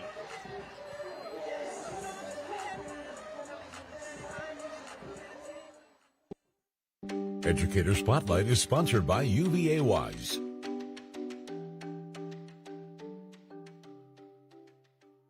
Time now for the UVA Wise Educator Spotlight. Joining me now is Dr. Chris Bogart, the principal of Unicoi County, Dr. Ashley Davis, the principal of David Crockett. Ms. Davis, we'll start with you first. The new school year is upon us. How are things going so far? Oh, I'm really impressed with what our students have done so far. We've set high expectations, and they've made lots of progress in the classroom. Lots of positive energy. I can't wait to see what they do. Ultimately, it's all about preparing them for that next step. And Chris, what is it like the beginning of a new school year? What does that mean to the school, the student body, the staff, and everyone? Well, I think it's just an opportunity to restart. School years, you have that closure every year, and then everybody gets excited for the fall, football and football season getting started and everybody getting back to see their friends again and hang out. So there's a lot of energy around the school itself, and we're just excited to be back and see our kids. The building stays empty all summer, and it's just a much better place when our kids are actually there. Ashley, what are some things coming up in the next week or so that you want to highlight for David Crockett? Well, tomorrow in downtown Jonesboro, we're going to have our Pioneer Pride 5K. It starts here at 7:30 and ends with a block party for all of our kids with the DJ. We're going to have a great time. We've got tonight our live marching band show. We're very excited about that. It's the most challenging show in the history of our school. And we have a new band director, Justin Kilby, 2012 graduate. And so we're really excited to see what they do. Awesome. Thank you so much. And Dr. Bogart, what are some things you want to highlight for Unicoi County coming up? Well, we've got obviously fall sports are in full swing. Cross country starts tomorrow with a meet, and then next week we've got some home volleyball match, a home soccer match, and then next week our first home football game against Northview Academy, and first pep rally of the year. So our kids are really excited about getting that going and having that first pep rally. That's always a big event for us at Unicoi County. So just excited to continue the school year, week 3, and really kick off this fall sports season. Chris, thank you. Thank you. That is the UVA Wise Educator Spotlight.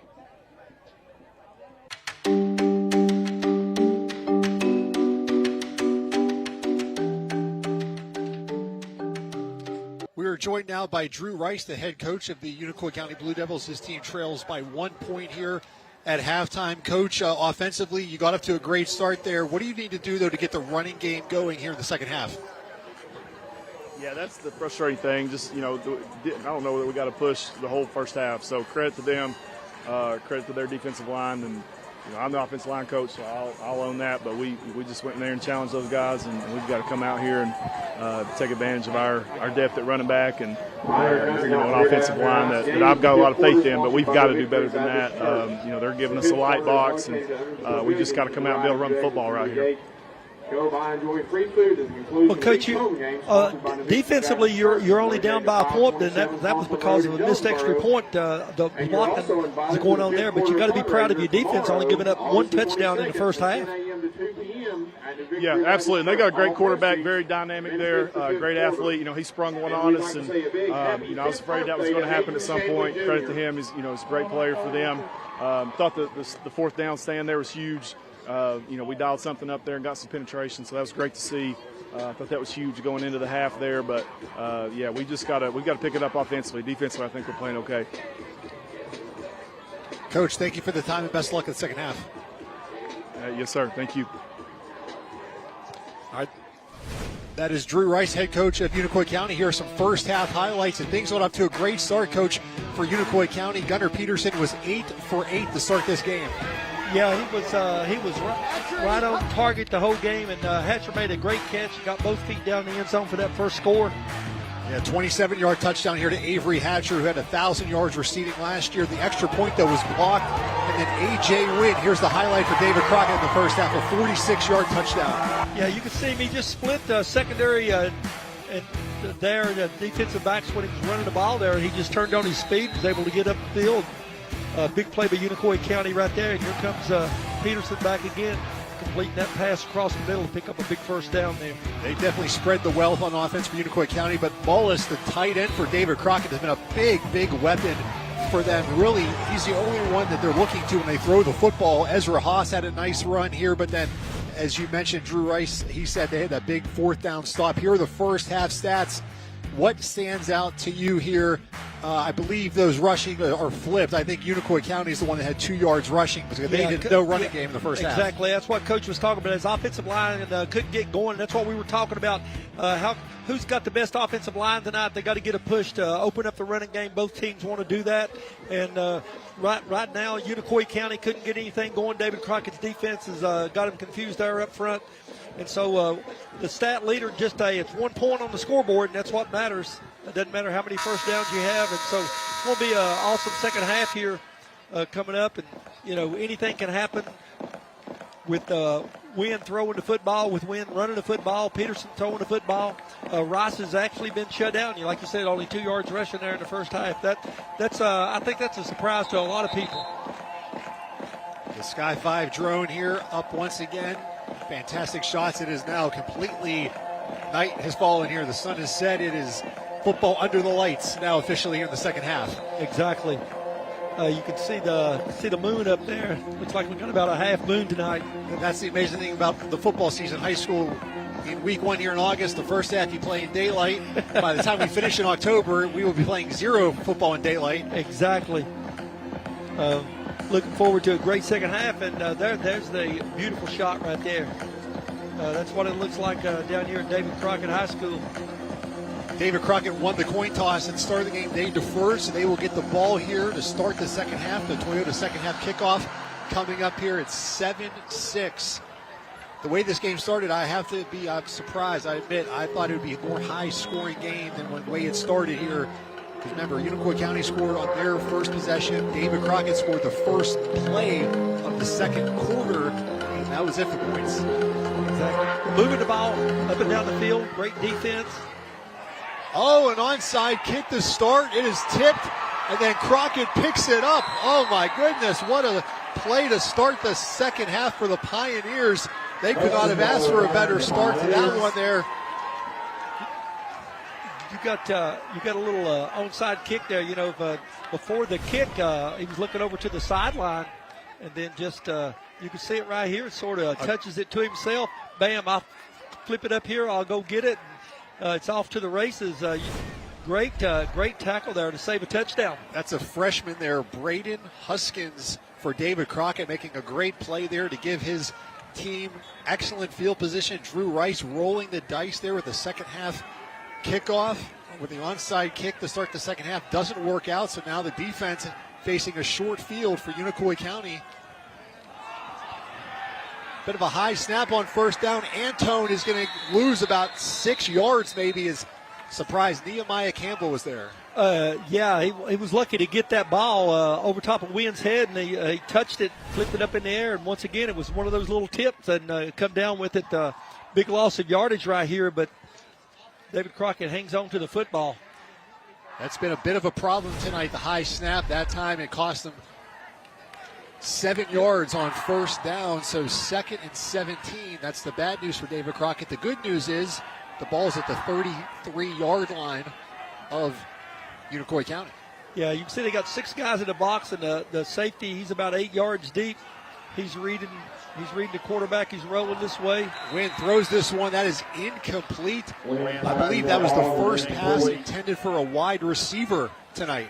The first one that Wynn thrown tonight, for sure.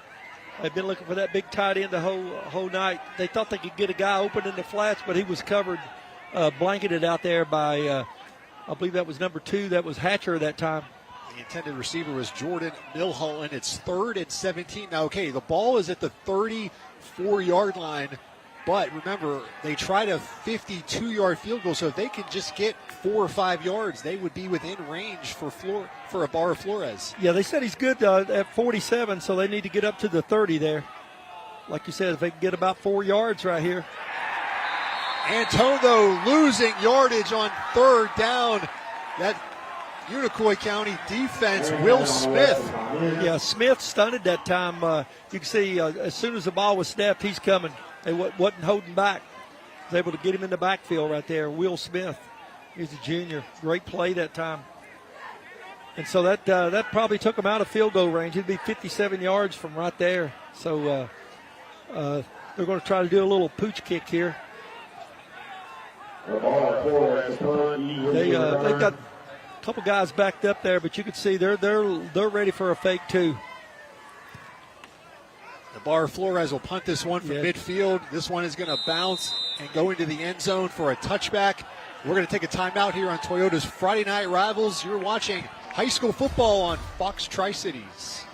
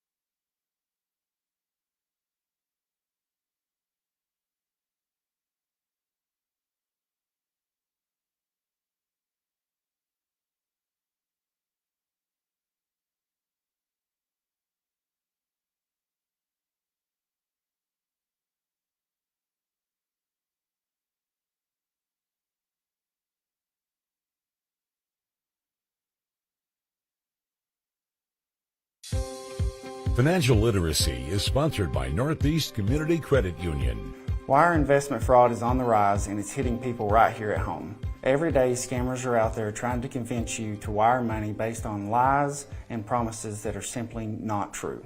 They say you'll get quick returns and huge profits with no risk at all. However, that is simply not true. And the numbers tell the story. According to the FBI's IC3 report, in 2023, Americans lost over $4.5 billion to investment scams. Fast forward to 2025, and that number has exploded to over $8.5 billion. Investment fraud is now the #1 driver of cybercrime losses. So how does it start? Let me give you the most common setup. Friend of a friend referral. Scammers dig through your social media, learn who you know, and claim your friends or family are investing with them. Now here's how you protect yourself. Look for red flags like wiring money to a third party or returns that sound too good to be true. Slow down and do your own research. Don't rely on information someone else gives you. Ask questions. Any legitimate business will welcome your questions and your concerns, because at the end of the day, your money, your future, and your peace of mind matter, and slowing down could be the difference between a smart decision and a costly mistake.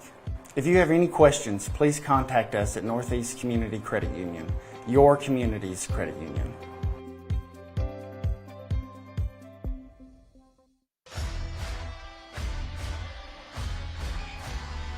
Welcome back to David Crockett High School. Unicoi County's offense with their first possession of the second half. We'll see what Gunnar Peterson and the offense can do. You heard Drew Rice in our halftime interview. Hopefully you did, but he said they challenged the offensive line, said they need to get a push here in the second half. Yeah, that's we talked about that, the keys of the game. Both teams, it's going to be offensive line. They got big lines, but inexperience. And right here, David Crockett's got that 3-4 defense lining up, and somebody's coming all the time. So it's confusing the offensive line right now. We'll see what happens here for Unicoi County. 3 backs in the backfield here. Rice on first down, and that's maybe his best run of the game for 4 yards. He had 2 lead blockers that time. We got 2 guys down on the field right now. We'll see what's happening here. Rice getting up slow. Got a defensive back there getting up slow. They get some more blockers there for Rice here. 2 lead blockers.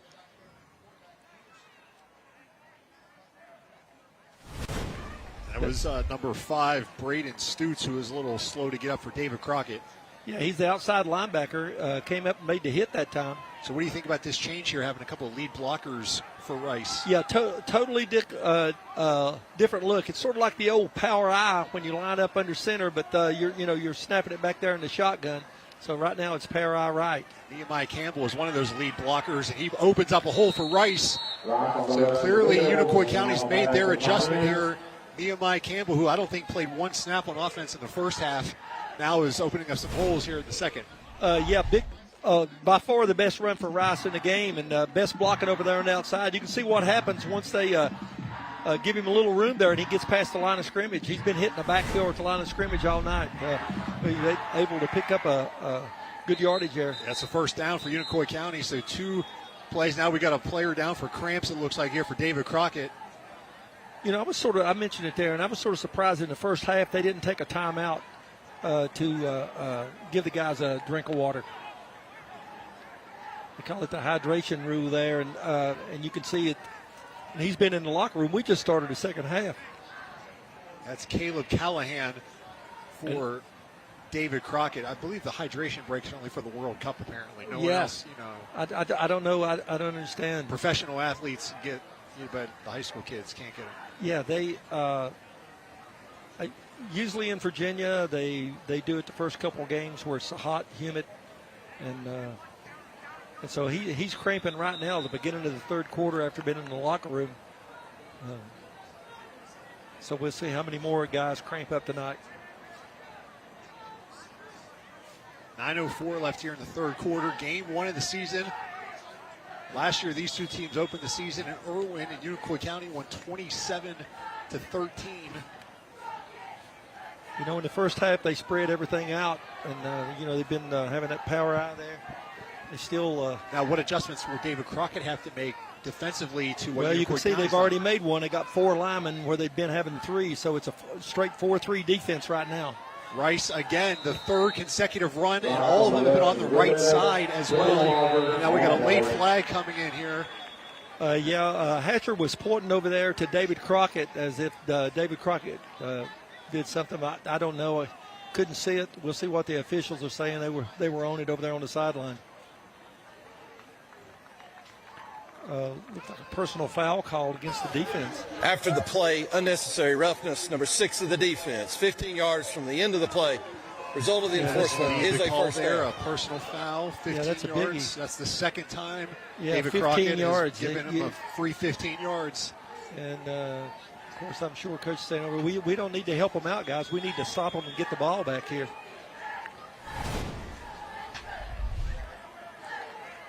Look at the upper left-hand part of your screen right here. You're going to see Hatcher get thrown back. That was by Christian Brady for David Crockett. He's the one who broke up that last play of the first half here. Peterson, his first throw of the second half is complete.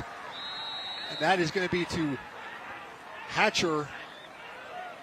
You know, that was, once again, that was just a little hitch route. We're getting, doing a little talking out there right now. Players are getting after each other just a little bit. They're saying, how's that school year going for you guys so far, right? Yeah, exactly. So with looking there for, might have been Carrier for David Crockett there, number 2. Number 2 and number 2. Yeah, so it brings up second down here. We'll see what formation they go into. If they line back up in that running formation, of course, they've been splitting the ends out there. 2nd and 4 for Unicoi County. They're at the 46-yard line of David Crockett. They're going to stay with that formation with 3 backs and just 2 receivers. Nehemiah Campbell going to go in motion. It's going to be Rice. Blaze Rice does fall forward, though, picks up 1 yard. It'll be 3rd and 3. Yeah, great play there in the middle. Calvin, big number 74, defensive tackle right there. You can see him getting in the backfield right there, along with number 58 coming in there, Carpenter. Both of those guys were listed as nosemen, and there where they changed to that 4 defense, their defensive tackles, both of them are down there on the guards or the center, depending on if they shift to one side or the other. 3rd and 3 for Unicoi County from the 45-yard line. This will be the 6th play for Unicoi County. Been 4 runs, 1 pass so far. Peterson's looking. Peterson's going to try and run for it. He breaks off a defender, breaks off another defender, Gunnar Peterson. You see the Crockett coaches just throw their hands up. They had him, but he broke 2 tackles. Oh, my goodness. You know, he run by the quarterback that time looked more like a fullback. Watch him lower his shoulder right here, and it sort of uses his right arm to get him off. It's a little stiff arm. Get away from me, man. I'm going to run on down the field here. I got to go and get a few more yardage, a little spin move, and wow, what a run by your quarterback. Remember that play right there. It's a first down for Gunnar Peterson, the senior, making a big play. 6 foot, 190 pounds. He needed all 190 of that to break off a couple tackles. Ball's at the 40-yard line, and you think your quarterback probably needs a break. After that one, a bad snap, though. Peterson falls on it. He loses 8 yards all the way back to the 48. Yeah, I was just getting ready to say, you know, with that run Peterson made, they're on the 40-yard line. They're in great field position, and then you have a bad snap right there. Of course, it's a first-year Carpenter. Notice that's not Carpenter that does tap the center for Unicoi County. So, yeah, it's that was a tough play. We've played more than 6 minutes here in the third quarter. Still 7-6. 2nd and 18 for Unicoi County from the 48-yard line.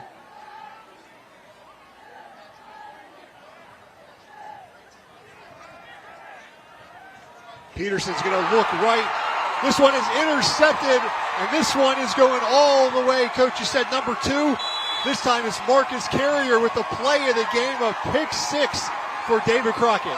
Yeah, he was just sitting back there at the safety position, reading the quarterback all the way. He broke on the ball when it was thrown, cut in front of the receiver, and it's sort of like they say, you hit him in stride, and he took it to the house. He took it to the house. What a defensive play right here. You see, he's looking at him doing a slant pass, comes up. Carrier read Peterson all the way on that one. There were 3 defenders around 1 Unicoi County receiver on that one. Yeah, linebacker was dropping back there. It was really a good throw, except for the safety made a fantastic play. He just he read it and it came up hard. You had the corner over there on the outside. The receiver ran a good route. Everything except the interception. Ruben Ibarra-Flores, extra point is up, and it is good. It's 14-6. David Crockett as their defense scores. Here's another look at it. Watch Peterson looking at it, and here comes Carrier. Says, thank you very much. Pioneers lead by 8 midway through the third quarter. Nothing but green grass in front of him.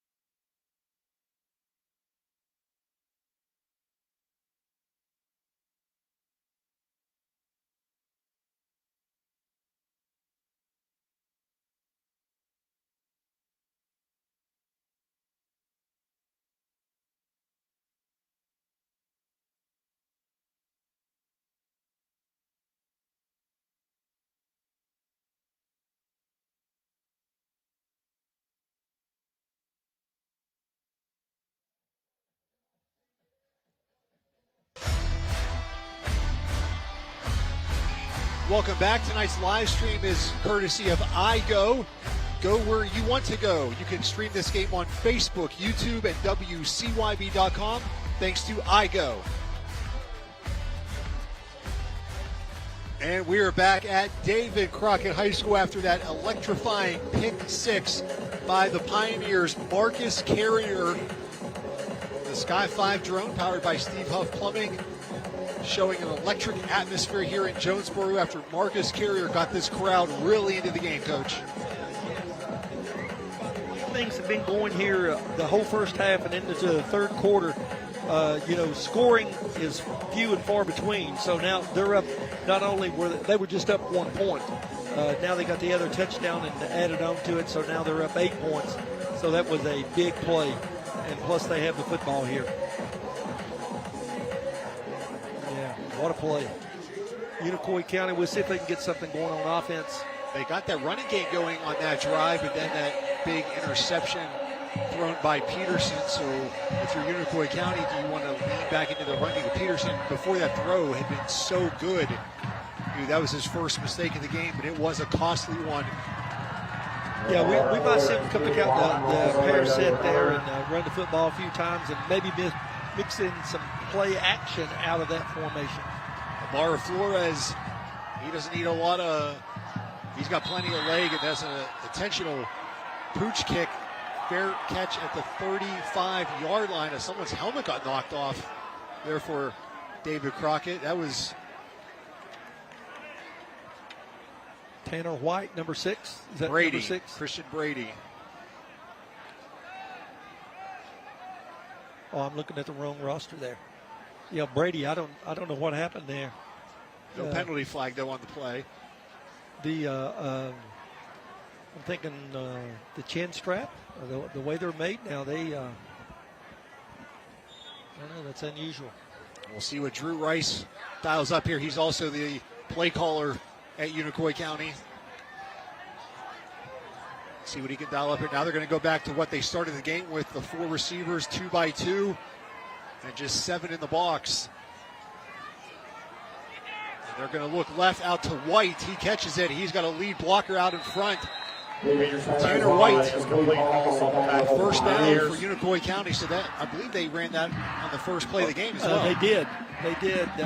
And what's happening right there, you've got the corner on the wide out, and then the safety's trying to cover the number 2 receiver, and he's off about 10 yards, so it takes him a little bit to get there, and you're getting a good block, and you get a good move there by White, and so he's getting upfield to pick up a first down there. So nice play on first down. Ball's at the 47-yard line of Unicoi County. They're going to stay with that same formation here. 5:01 left in the third quarter. Blaze Rice looking to get on track tonight. He's going to lose a yard on first down. Yeah, once again, that's just a great defensive line play there. Nowhere to go, no holes opened up, and then getting run down from behind too there. So, yeah, great defense there coming up for David Crockett. That's Carpenter there in the middle. Mullis looks over to the sideline. What's a call? Haas is making things happen. He came up hard from behind that time. 2nd and 11 for Unicoi County. Peterson under pressure now. He's going to throw this one. It is completed out at the 40-yard line. That one to Lanningham. I think they got a combination of that play, and they've been running it a lot tonight. You just go find the open area and sit down in this zone coverage right here with the safeties. Both safeties are playing a little deep, and you got a little spacing in there in between the corners and the outside linebackers. Unicoi County going quick here. Blaze Rice, he falls forward for a gain of 4. So you see Lanningham, he's trying to stretch out there. That's the second time we've seen him. Looks like he's stretching his calf. Yeah, Rice made a really good play at the line of scrimmage. He did a little sidestep there, was able to get by someone to get on upfield to pick up some positive yardage there. So it's coming up second down here. He got 5 on that play, or 4.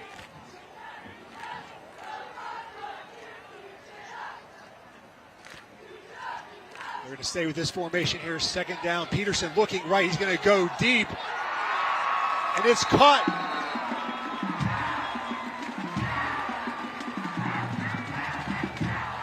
There's incomplete.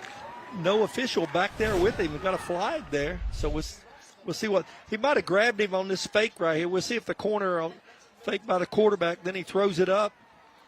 And you see no official over there. Okay, he was out of bounds. Yeah, during the play. Pass interference. Number 6 of the defense. 15 yards from the previous spot. The result of the enforcement is a first down.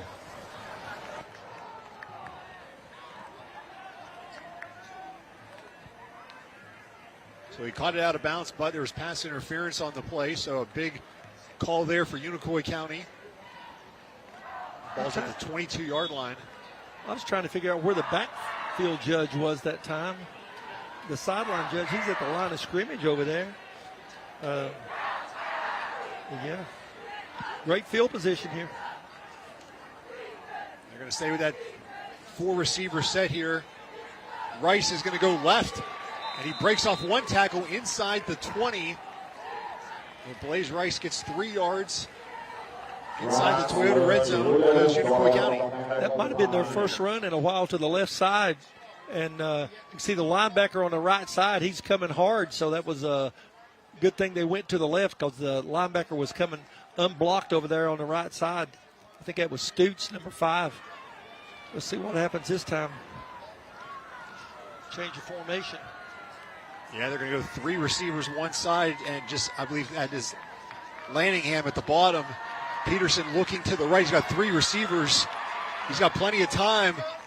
He's going to throw it into the end zone off the fingers. Incomplete, looking for Avery Hatcher. Yeah, Hatcher's mad at himself. He thought he should have brought that one down. Even though it was a little high, he felt that he could catch it. You could see right here when Hatcher misses the ball, he's got all kinds of time to throw, and then pressure comes up and he has to release it.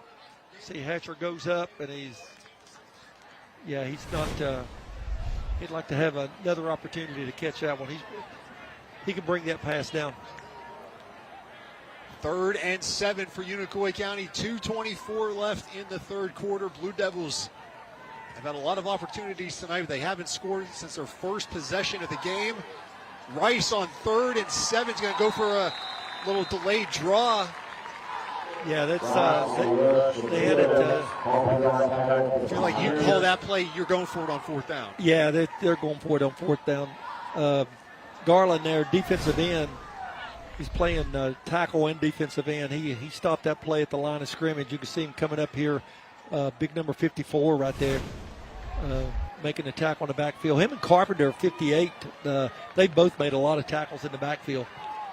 So that's let's see if we can try and fool them here. 3rd and 7, run the ball here. They doesn't work. So now 4th and 7. Unicoi County is 1 for 2 on 4th down conversions. He looks across the middle. It's incomplete. He was looking for Tanner White.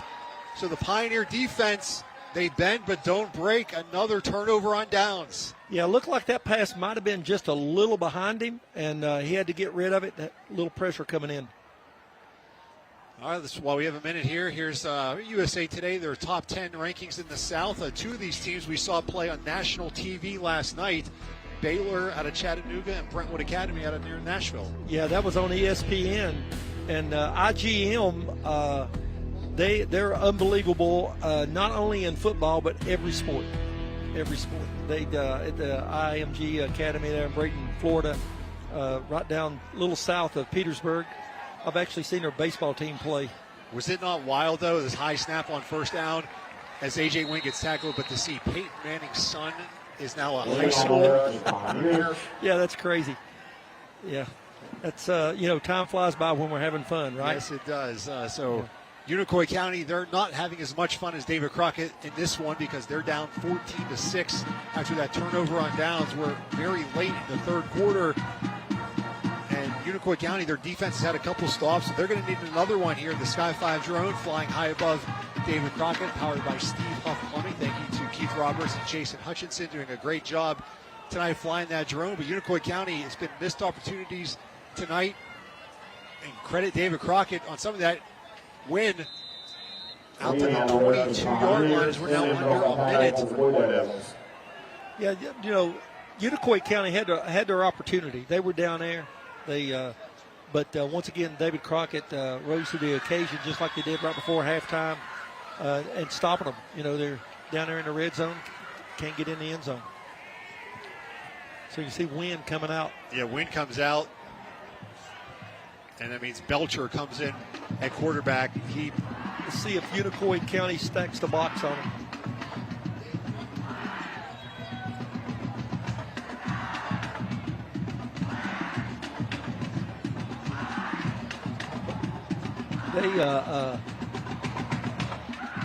They've got to do something here. Are they going to use a timeout at the end? Because Wynn went out of the game. 3rd and 7 with the backup quarterback in, Hunter Belcher. I'm saying handoff here. No. He's going to throw it up a screen pass. He throws it to his lineman. Oh, my goodness. The lineman understood that play, but for some reason it was a mess up in the backfield. The back must have gone the wrong way. It looked like a really good call. And, of course, an incomplete pass, so it stops the clock, and now they're going to have to punt. I mean, really, I think they're kind of lucky. There also wasn't intentional grounding. I mean, there was not. I didn't see an eligible receiver. No, he wasn't there. Yeah. He wasn't there. It was someone messed up there. So they will have to punt the ball with 7.9 seconds left in the 3rd quarter. Doesn't look like Unicoi County is going to put a lot of pressure on this. Get a late Pioneer running on the field. That's Marcus Carrier. Play clock is down to 1. Just gets it off Flores. A line drive. Evely at the 40-yard line. A nice return by Aiden Evely all the way down to the 30-yard line. And that's the end of the 3rd quarter. So Unicoi County will have fantastic field position starting the 4th quarter. But this was the play of quarter number 3. Marcus Carrier, a pick 6. The only points of quarter number 3 go to the Pioneers defense. Can they hold on for the win? We'll find out. The 4th quarter is coming up next on Toyota's Friday Night Rivals.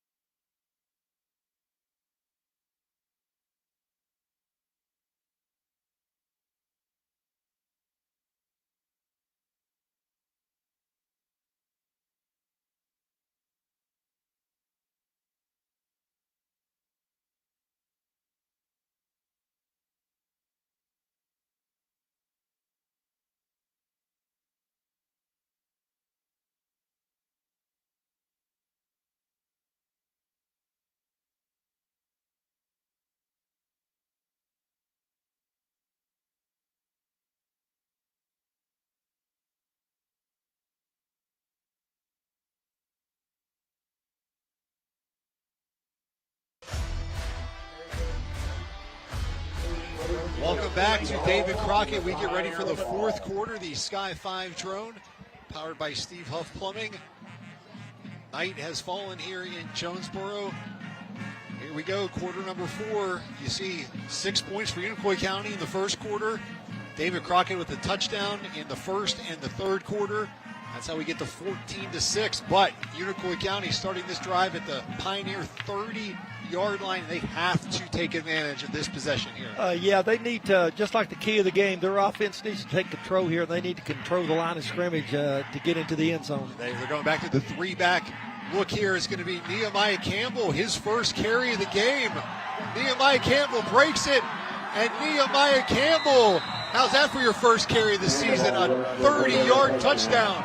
Yeah, that just an awesome play off tackle there, and he was able to get outside, break it, and get up the sideline, got in the end zone for a touchdown. Sort of like the way the second quarter started for David Crockett. They scored the first play here, the first play of the fourth quarter. Unicoi County's able to get in. Nehemiah Campbell, a Toyota touchdown. Like you said, Coach, Crockett scored on the first play of the second quarter. Unicoi County scores on the first play of the fourth quarter. Yeah, he breaks the tackle there, runs through an arm tackle for a dive, gets into the end zone. Yep. Now they got to go for 2 because they're down by 2 points after that mixed extra point. So they're going to try and tie the game up here on this 2-point conversion. Quick slant pass over there on the top side. You only got one defender over there. Are they going to call timeout? Safety's coming over there. He's going to go to the right, though. That one is intercepted. So the 2-point conversion, no good. They were intercepted by Milholland, Jordan Milholland, with the interception on the 2-point conversion. So that's the difference here. Each team has scored 2 touchdowns, but Unicoi County is yet to convert on a blocked extra point and a missed 2-point conversion. So it's 14-12. We're back on Friday Night Rivals.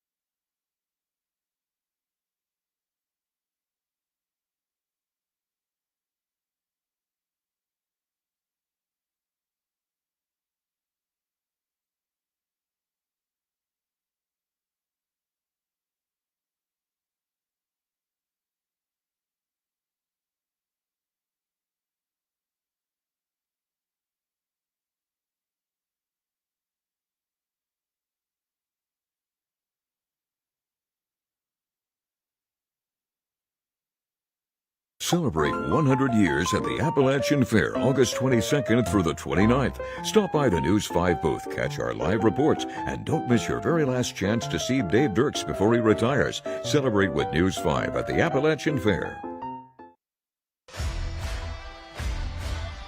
You see the Appalachian Fair starting tomorrow, actually, the 100th year. I mentioned Dave Dirks getting ready to hang it up after almost 40 years at WCYB. He's got another week and change left before he retires at the end of August. You know, everybody's talking about that. Dave Dirks is retiring. Dave Dirks is retiring. You know, it's like, oh, wow. And he, I mean, he's been around. Everybody knows him for the weather. And, you know, I got to hand it to Dave. It's, whether he's right or wrong, it's still the weather forecast. You know what I'm saying? And tonight, hey, we got to thank him for this good weather here tonight. So far. Hey, we still got a little more to get through before I'm getting a full kudos. Oh, we're okay, man. Okay. We're in the press box. That is very true. All right, so we'll see what Unicoi County, they scored, but again, they missed the 2-point conversion, so they're still down by 2 points. They got a whole quarter to go. Just played 12 seconds here in the fourth quarter. This one bounces into the end zone just barely. Yeah, smart play by Wynn. Smart play. That's a senior guy out there. You know what? Well, you see guys on TV. They grab that ball, you know, and then they step into the end zone, try to get a safety. Now it's a touchback. So it's a smart play right there. Smart play by Wynn. We'll see what happens. See, David Crockett, they can't be in a big hurry right now. You know, there's like, okay, we're just going to run this ball. We're going to take our time. We'll see if we can get get upfield, use some clock. Well, David Crockett's offense hasn't done much in the second half. Remember, their points were on defense here in the second half, so their offense really did not do much in the third quarter. Actually, it comes down to the offensive line right here. One of the keys to the game. Can they establish the run? You can see they're in there at double tight ends. Got a little shift going on there. Wynn's going to keep it a design run on first down. He breaks a couple tackles. Nice gain on first down, dragging defenders. I think he has enough for a first down. Yeah, right there what happened, they took the tight end and went over, and so it actually gave you an unbalanced line look. They had 4 guys over on the right-hand side. 2 on the left, and it was just a lead blocker up through there. Wynn made the best of it, was able to pick up a first down. A good drive starter, a first down for David Crockett. They want to see that clock moving.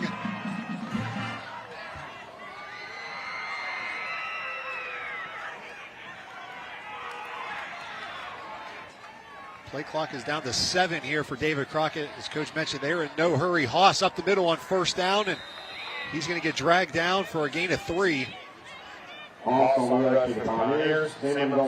Next week, we will be in Buchanan County for the first time on Friday Night Rivals. Southern Gap, the brand new high school in Southwest Virginia. They're actually playing their first game tonight against Holston, but we will be there for game 2 for them. Ridgeview, it'll be their season opener next week. Coverage begins at 7 o'clock next week. Kickoff will be at 7:30. That game next week will be airing on News 5 WCYB. Yeah, big game.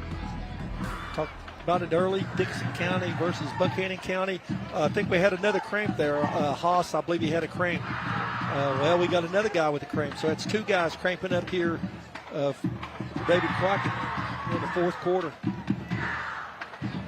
So I've been counting. I've got a mark down here. It's 3 cramps. Now you, of course, when Ridgeview consolidated, when Haysai and Clintwood came together, you were the athletic director when Ridgeview started. And now, a decade later, you have Buchanan County consolidating their school. So what are they going through getting all those schools into one as they started the school year and everything? Yeah, in Dickinson County, they closed Irvington 2012, and then Ridgeview was formed in 2015. So the students from Irvington, some came to Hayside, some went to Clintwood, consolidated with Ridgeview there. And so it's a learning experience for all sports. It's going to be a learning experience. So in Buchanan County, you got Twin Valley students coming over. You got Hurley students coming over. You got Grundy students there. So, all those students coming together at Southern Gap, and they haven't started school yet. Today was the first day. Oh, today was the first day of school. Okay, so it's that's a big thing. First day of school, and you got a home football game. I'm sure they probably had a pep rally today. But kids they're in the school for the first time, walking down the hallways. It's I know it's going to be an awesome experience for all of them involved, teachers, coaches, all the administrations, the students. We'll see how they come together. Before we turn our attention to that one, we got a good one to finish up with here tonight. A second down run up the middle for David Crockett. That sets up third down now. They're going to say 3rd and 7. Yeah, that time Wynn did a little play fake there and ran it up the middle. So they're keeping that clock running and got a 3rd down here. Looks like about 4 yards. This is a big play because if they don't get this, they're going to have to punt. I mean, Unicoi going to get the ball back on offense. We'll see what happens. Your big tight ends lined up over here on this side. Safety over top. Big play of the game right now. And we get a flag, pre-snap penalty.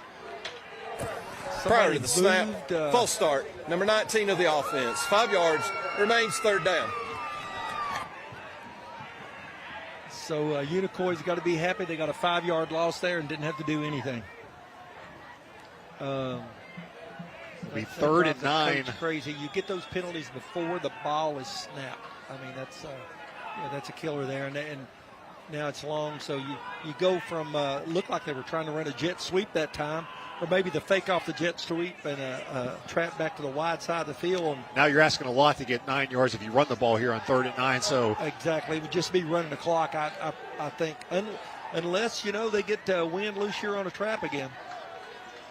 Wynn is going to throw it. He's going to look. Ball is out And they're going to blow it, saying incomplete. Crockett did recover it anyway, but Unicoi County bringing some pressure on third down. Acevedo with the hit. Yeah, one of those things. Unicoi County was coming up. They were coming up hard.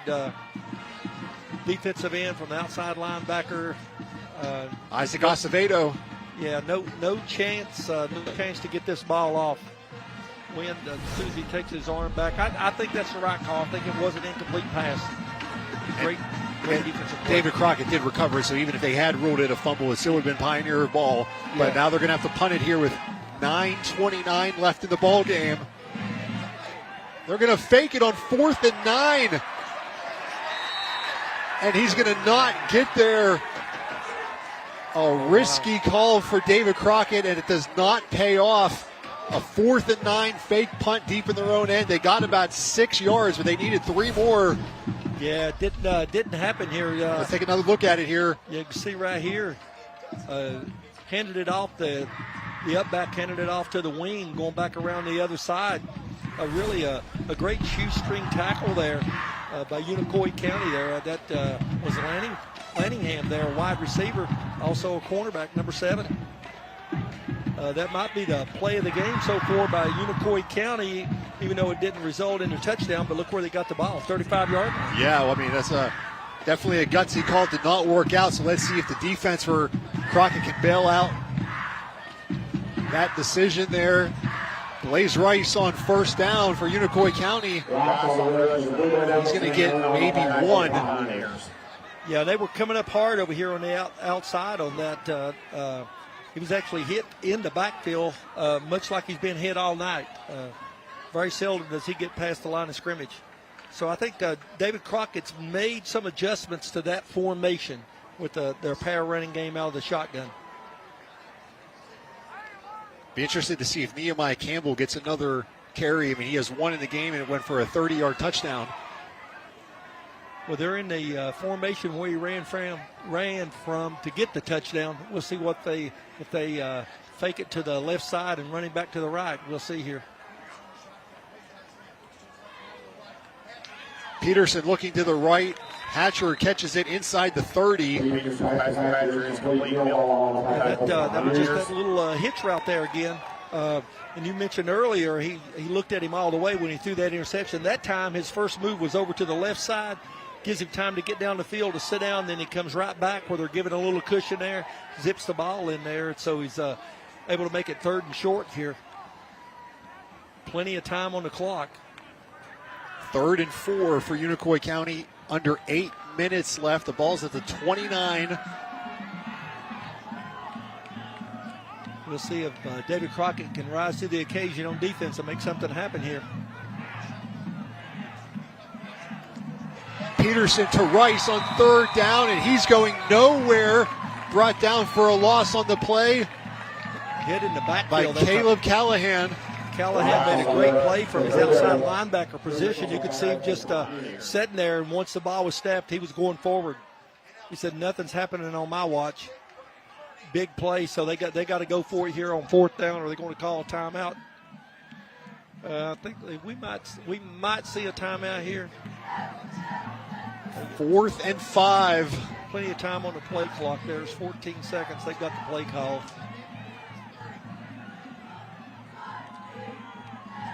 What do they call here in a play of the game?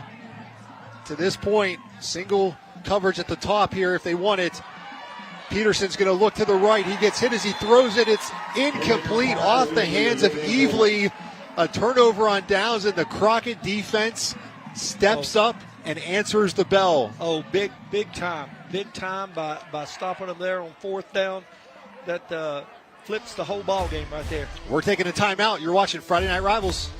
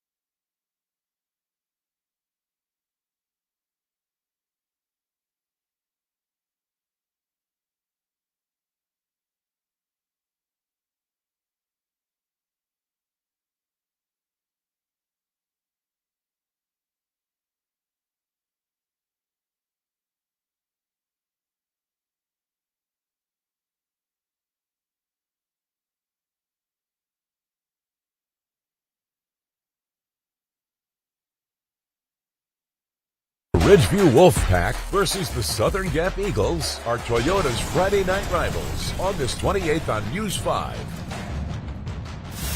Toyota's Friday night rivals, presented by Powell Valley National Bank. Welcome back to David Crockett High School. The Pioneers, another fourth down stop on defense. That has been the story of the game. I think that's 3 times Unicoi County has turned it over on downs. All 3 times have been deep in Crockett territory. Yeah, and what's happened there each time? It goes back to the offensive line. You know, which offensive line is going to get a push? Is, you know, David Crockett, they're going to put it together here, get a few first downs and run that clock. They got 6:52 to run off here. Antone on first down. It's been a while since he's had a carry. He gets 3 yards. Yeah, and he's hit pretty quick there, right at the line of scrimmage that time. Unicoi County's defense has pitched a shutout here in the second half. It's, you know, we've seen an exciting football game. We've had big scoring plays, and we've had great defense. You know, if you're a defensive fan, you're really liking what you're seeing. If you're an offensive fan, you've got to see some big plays tonight. So it's coming down here those last 6 minutes. Who's going to win this football game? Win up the middle. He's under pressure, throws it incomplete, and he had to get rid of that one in a hurry. Yeah, and had great coverage out there on the outside. You could see the defensive end looked like he dropped off and went out into the flats with the receiver. You can see right here, blocking down. Here comes the wing back underneath, going out in the flats. Just great coverage there. Jack Swinehart puts a big hit on A.J. Wynn. Yeah, Wynn didn't have a chance that time. I really like that pass pattern, but you got to do a little better job blocking up front. Another third down here, 3rd and 7. That incomplete pass, of course, stopped the clock. We're going to get a timeout for David Crockett.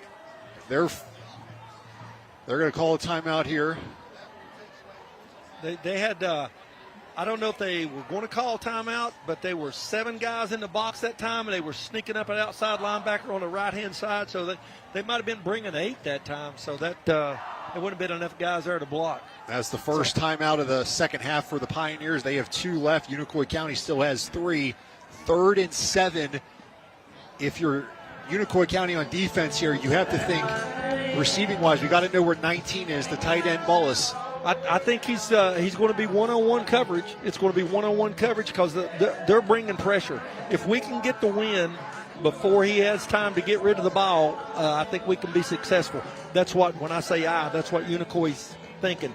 On the other side, David Crockett, if they can just get a guy open just a little bit, it's man-to-man coverage. That guy has to make the play on defense.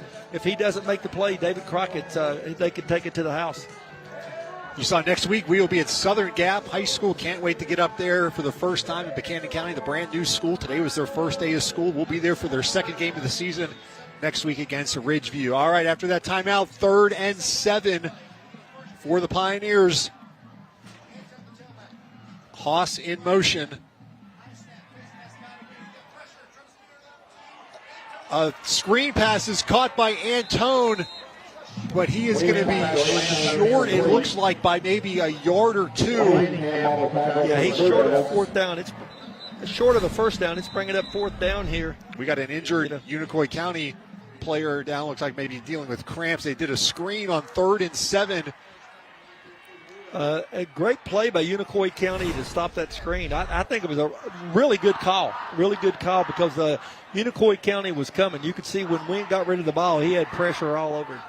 And just great tackle to hold him short of a first down there. That's Alex Lanningham.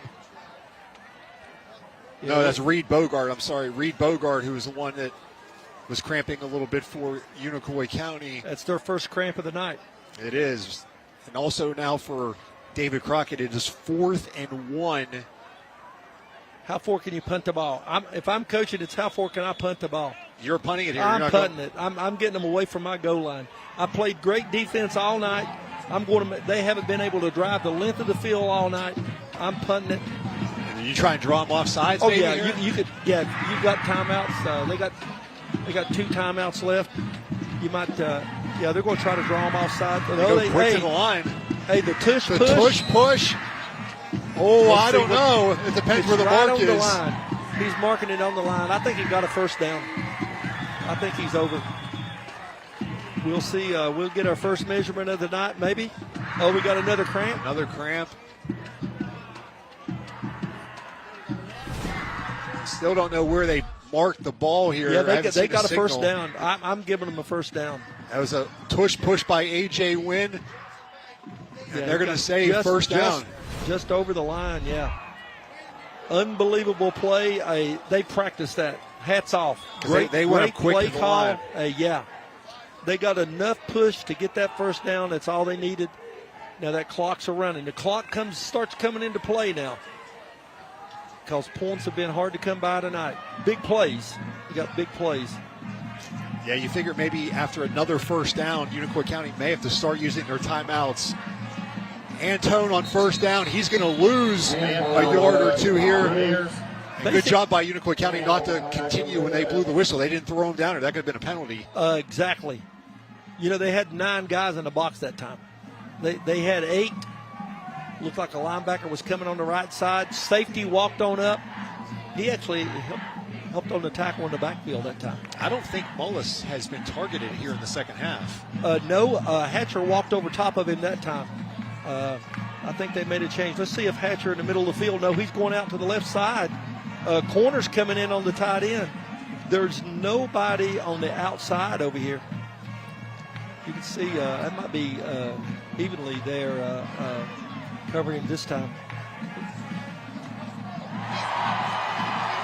Oh, we got a completion to someone other than Mullis. That's the shocker for the first time in this game. Uh-oh.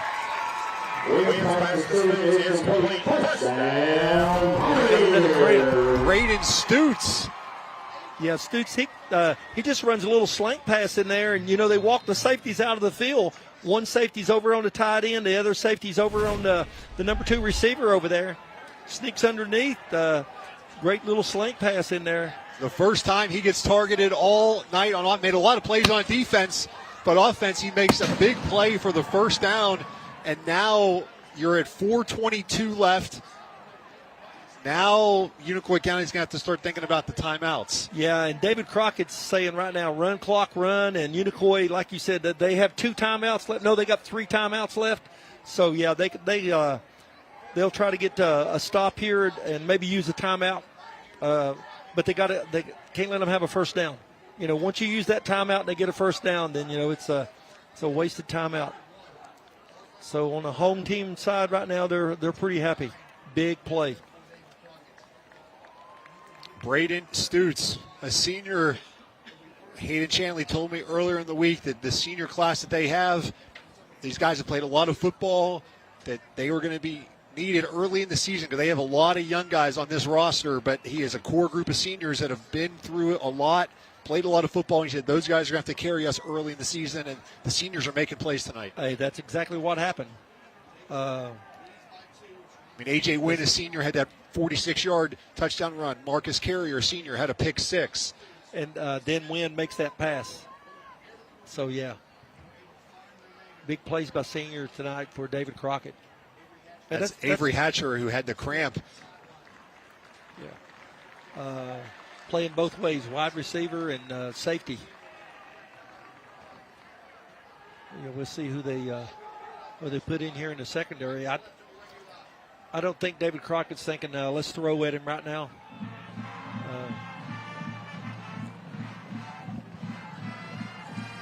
Avery Hatcher had that great touchdown catch in the first quarter.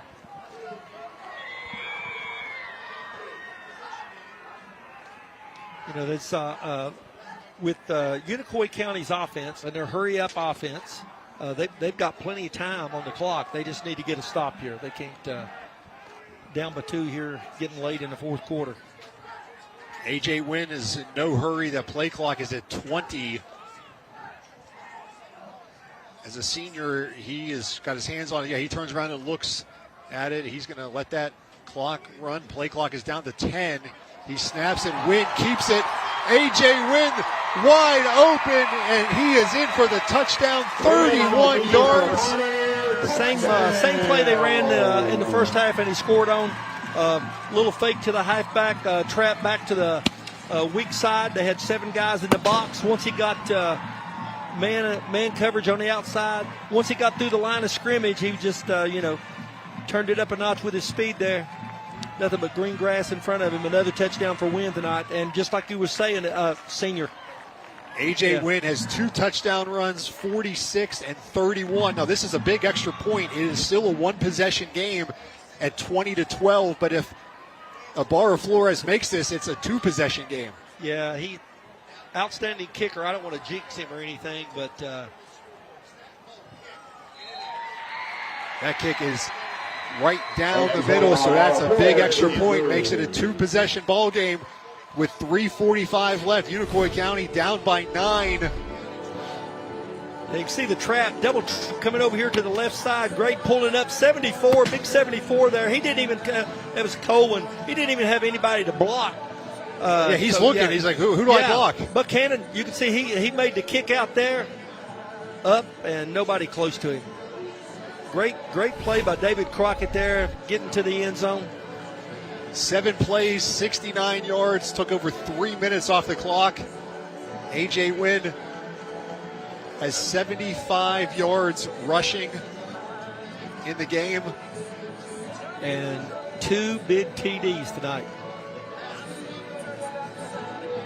Yeah, Unicoi County, they can speed it up on offense. They got an offense. They spread things out. They throw the ball, so it's not something new for them to speed up and go at it. And then, of course, they score with, say, an onside kick here for them to get the ball back again. So there's still a lot of playing in this football game with 3:45 on the clock. What a night to start the 2026 high school football season. David Crockett, last year they made it to the first round of the playoffs, losing. They finished with a losing record, 4-7, and it started with a loss to Unicoi County in week 1. Unicoi County, they went 9-3 last year, made it to the second round of the playoffs, in 3A. David Crockett's in 5A. So yeah, two good football teams battling it out here tonight. And let's see what happens here. Does it get into the end zone? That's going to be down to the 5. Isaac Acevedo from the 5-yard line. And he gets out to the 25-yard line. So Unicoi County, now they're going to have to really pick up the tempo here. You'd have to think the running game is pretty much over with right now. It's going to be throwing it. And how is Avery Hatcher doing? He left with a cramp earlier. Will he be able to come back out here? He's their best receiver. He's on the field right now. Number 2's out there. He's in the huddle.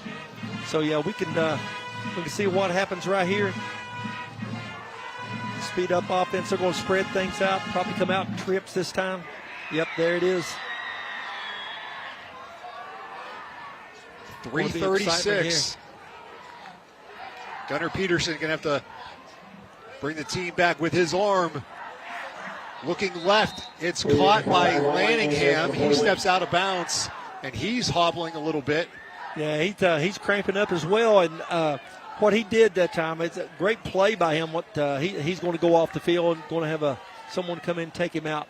His calf muscle is cramping up. He's on the sideline over there. And what he did, once he caught that ball, he went out of bounds and laid the ball down right where he went out. I thought he laid it down past the chain, but the official marked it just short of the first down. So. Yeah, it was a gain of 1, a gain of 9, so they're 1 yard short of the first down. But he did get out of bounds to stop the clock. Peterson looking left, and that one is incomplete, looking for Jack Swinehart. Yeah, Swinehart looked like it just went through his hands. He also had a guy open over here in a little sit-down route there for a first down. Now Swinehart is down with cramps. Everybody's getting cramps here in the fourth quarter. And, it might be who gets the least amount of cramps here on this drive. They need those receivers to run those routes. And you have your best receiver on the sideline with the cramp. It's like, well, you do need 1 yard to get a first down here, so they're going to run it. They're back in that 3-man front. Linebacker stunting from the outside. Rice. He breaks out of 1 tackle. Oh, but we got a big flag coming down there late. block in the back. Yeah, it looked like it, sort of like a crackback block coming from the outside, going inside. Yeah, he got the first down, but we got a penalty on this play. It's going to be 3rd and long here for Unicoi County. We'll see what the officials decide.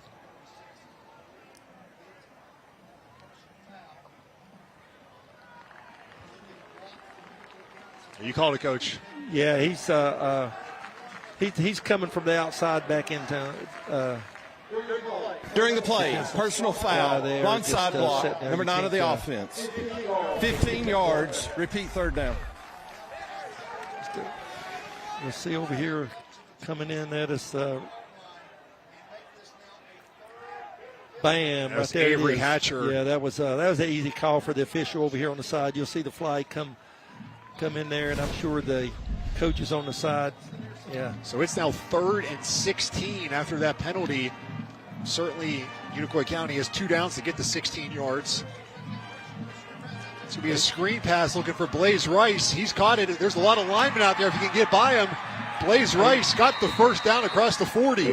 Unbelievable, and the safeties were sitting back there so nobody could get deep. Just an excellent play call with the screen over there on that sideline, and Rice made a defensive guy over there miss a tackle, got on upfield, was able to pick up the first down. Oh, new ball game here for Unicoi County. Wow, they what a got play. the first down out to the 42-yard line. Peterson looking right. That one is incomplete, looking for Evely. Yeah, I think even if he'd caught it, he'd have been out of bounds. He's still down on the sideline over here. Oh, he's got a cramp. Got a cramp. I was keeping up with the cramps, but right now I think we're in double digits on both sides maybe. You would expect in game week 1, Yeah. a lot of guys playing both ways, offense and defense. Yeah, makes a big difference. And you can go to practice, do the scrimmage, but the exertion you do in a real game when it counts, you cannot simulate that in practice or in a scrimmage. It's crazy. You know, and some guys, they get cramps easier than others. We had 2 guys there one year. I couldn't believe the number of cramps they got. And they did everything possible not to get cramps. And I'm not going to say anything about Chris and Dakota. But those guys, I mean, they played their hearts out the whole game. And it just seemed like that it didn't matter what they did. I mean, they did everything that you're supposed to do, and they still got cramps. And it just, you know, it's the body chemistry with lots of people, you know. Hydration, electrolytes. You know, back in the day, and I know it's crazy, they don't do it now, but they'd give you a handful of salt tablets. You know, drink all the water you can hold and eat these 10 salt tablets here. Get that sodium back in your body. You're not going to get any cramps. We've seen in the last couple of years, I don't know who it was offhand, but one team had some pickle juice. Oh, yeah, pickle juice on the sideline. My wife said, "What are you going to do with this pickle juice?" Yeah, our statistician Jimmy tell us, it's Chohawi. Yeah, I've got pickle juice in the refrigerator right now. You know, once in a while, Casey, I know you probably haven't experienced it lately. You cramp up on the golf course. I mean, after you walk 18 holes and you're trying to get in 27, once in a while you get cramps. You got to have that pickle juice, man. I hope to find that out one day, Coach. 2nd and 10. Peterson. He's hit. He breaks 3. Breaks free, throws it incomplete. That was intended for Zach Jenkins. That was probably the best thing could happen to be incomplete because it stops the clock and you don't lose any yardage. And he's amazing that he got away from that. I thought David Crockett had him there in the backfield that time, but he was able to escape. You know, we've seen some great plays tonight. We've seen the tight ends with passes. We've seen screen passes in the middle. We've seen the slip screen to the outside. We've seen a regular screen to the outside. So we've seen a lot of plays tonight. 3rd and 10 for Unicoi County. Peterson, 3rd and 10. He's trying to escape. He's going to throw it back across the middle. Incomplete. He was looking for Hatcher. And he was right at the line of scrimmage when he let that thing go. If that had been complete, I'm sure here on David Crockett's sideline, somebody's going to be saying he was across the line of scrimmage, and it was close. It was a great escape. I mean, good pressure there, good coverage in the secondary. Don't give the quarterback time to throw the ball. I don't care who the quarterback is. If you don't have time to throw the ball, it's tough to get off a pass. You messes up the receivers, the timing routes, and everything. And so, fourth down here. Biggest play of the ball game right now, Casey. 4th and 10 for Unicoi County. They need 10 yards to have any chance to win this ball game here. Peterson looking, he gets hit, and he's dropped down for a sack. The Pioneer defense, Ezra Haas in there along with Isaiah Garland. Haas took his helmet off on the sideline, just made a great play, came from a delay stunt in the middle. That time. Haas has played an unbelievable game tonight. Great play by David Crockett Pioneers on defense to stop Unicoi County and get the ball back here with 2 minutes and 31 seconds to go. Pressure, they had 3 down linemen that time. Ezra Haas with a big sack on 4th down. David Crockett takes over, up by 9, 2:31 left. Unicoi County does have all 3 of their timeouts, but they are in a world of trouble right now. Yeah, they're going to have to use them here because David Crockett's not going to be in a big hurry here. They're going to let that play clock run down. Get the game clock running and let the play clock run down. Antone, first down run. He's going to be brought down immediately. That was really, you don't think he didn't get anything that time, but the moves that he made, the hops move in the backfield that time to get up to the line of scrimmage, get that forward body lean, that was a great run. Yeah, just I'm impressed with that run right there. And of course, they have to use a timeout. That's the first one for Unicoi County. David Crockett, when Hayden Chanley, this is his 9th year. When he took over as the head coach, they had some unbelievable seasons right out of the gate. They made it to the state quarterfinals the one year. They were pumping out 9, 10, 11 wins. The last couple of years, they've kind of gone the other way. They've had 4 consecutive losing seasons. But he really thinks that this senior class is one that they've been through so much because they played a lot when they were sophomores. They took their lumps, and he's hoping that this group is the one that kind of get them back to winning seasons here in Jonesboro. Yeah, he's counting on this offensive line right here. We talked about it. I've talked about it all game long. Can they get a push right here? And they ran over there on that right-hand side behind their big guys. I think we'll probably see that again running over there on that right-hand side. You're looking at 290 and 315. Antone picked up 3 yards on first down. Unicoi County showing pressure up the middle here. Wynn's going to keep it. If he breaks through, watch out. He's got enough for a first down, so that's killer for Unicoi County. That's exactly right. And that was that trap play coming back to the left side again, the one he scored a touchdown on early, but they only pulled one guy that time. Great fake going to the right side. Almost got tackled from behind, but had enough speed to get up through the hole. Just a great run that time. Great run. Right now, David Crockett, the Pioneers have to be feeling good. The cheering section is on their feet. They're up to the fence there in the bleachers. So yeah, we're looking good right now. Unicoi County does not call a timeout, but again, they only got 2 left here.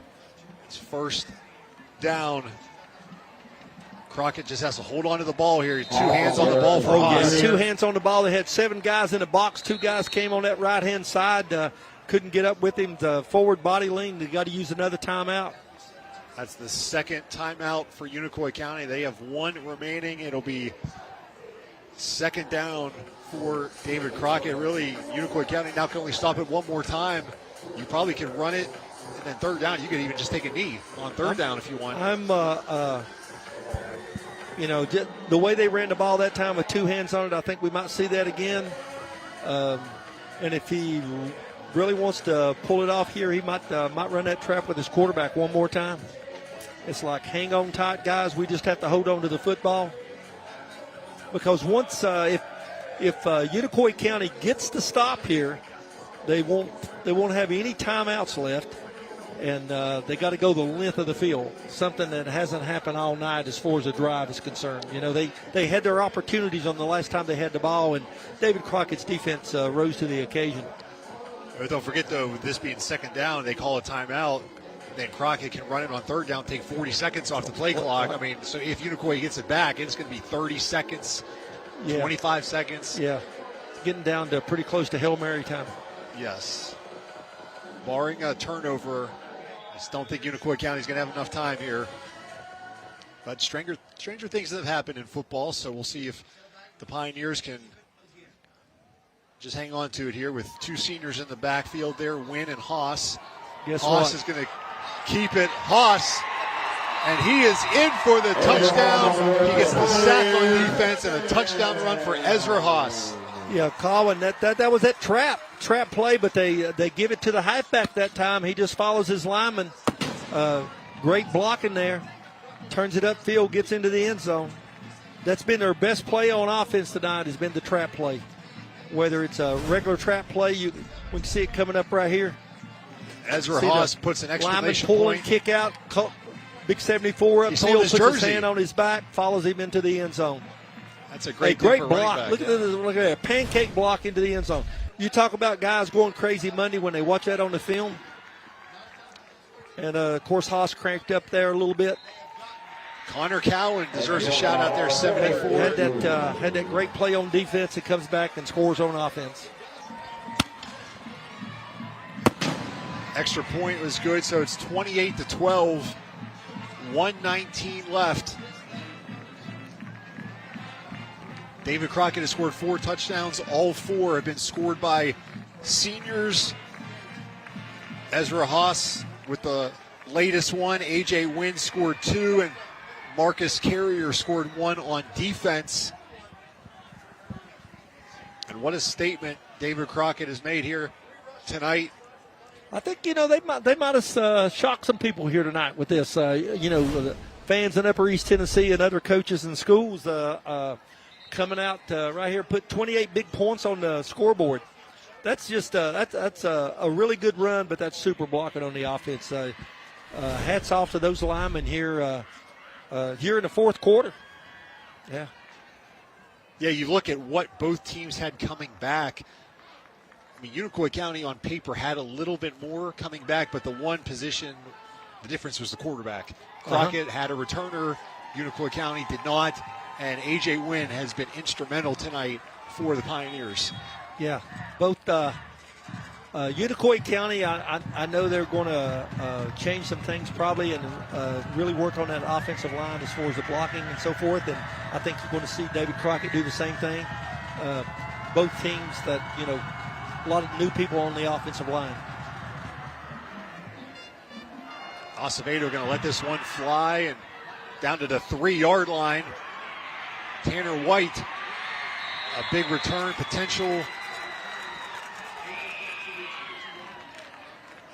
There's Connor Cowan. You gave him a shout out there, that pancake block. He's had a heck of a game tonight, both on offense and defense. Yeah, he's a load there. He's a load. What we talk about, 315 pounds there. He's a big kid. He's just a junior too, so yeah, you're great to have him back. And then right beside of him, Buchanan there. He's a sophomore and he's 2'9". So you pretty strong weight-wise over there on that right-hand side, and they've had some good blocking here in this second half.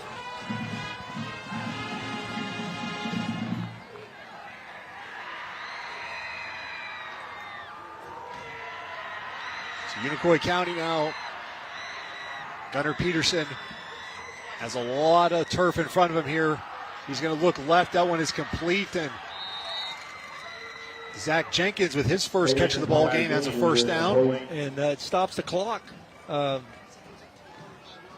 Jenkins is just a sophomore. Drew Rice saying that he will be, because all these guys, their top 3 receivers are all seniors. So he said, next year. Getting his chance tonight. Some of those seniors are cramping up, so he's in there. And that was a really good pass by Peterson. Wasn't high, it was on the money. Able to pull it in.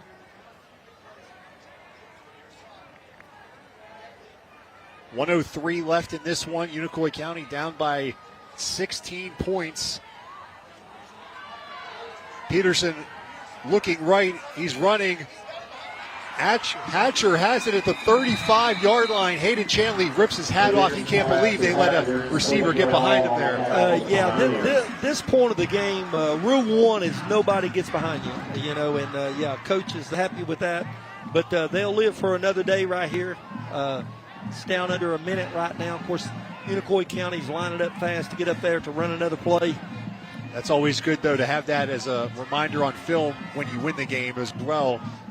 Certainly, Peterson looking across the middle. That one's caught at the 15-yard line. That'll stop the clock momentarily with 40 seconds left. Move the chains.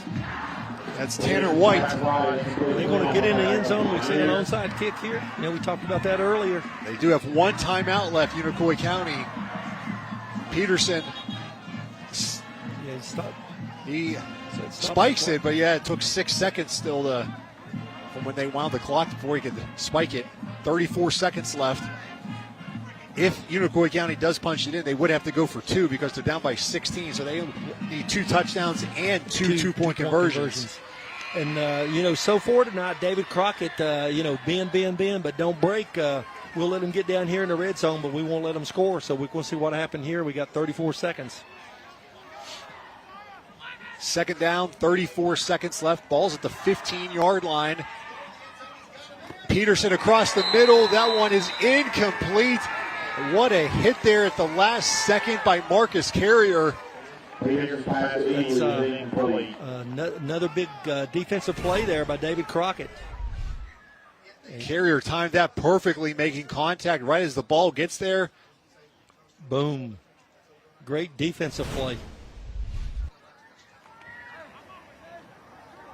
So it now comes up third down. 3rd and 10 after that spike on first down and the incomplete pass on second. Peterson looking left. He can't be buying too much time here. That one is incomplete. 21.5 seconds left, 4th down. Hey, it's what David Crockett's done all night. Bend, but don't break. So it comes down to this play. They can get a first down without getting into the end zone. They're going to run that little hitch route there on the outside, fake out the corners, think you're going into the end zone, and come back, get the first down. But with the time, you got to go for the end zone. Time comes in, Maybe a little dig route coming across there from the outside, coming to the middle of the field. We'll see what happens. Peterson looking. It's caught. White. Got first down. He's going to be close for a first down here. That will stop the clock with 14.7. They do have one timeout left, Unicoi County. Yeah, they got 6. That play took 6 seconds.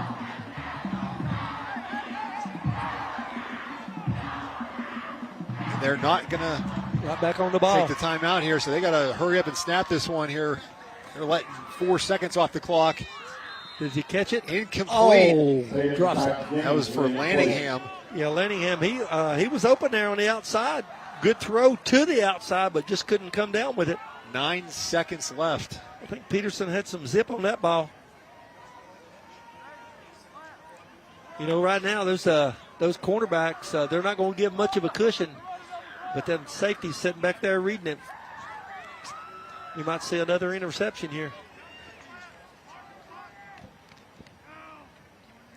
Purely cosmetic here now for the score. Peterson looking right. He's under pressure. This might be the last play of the game.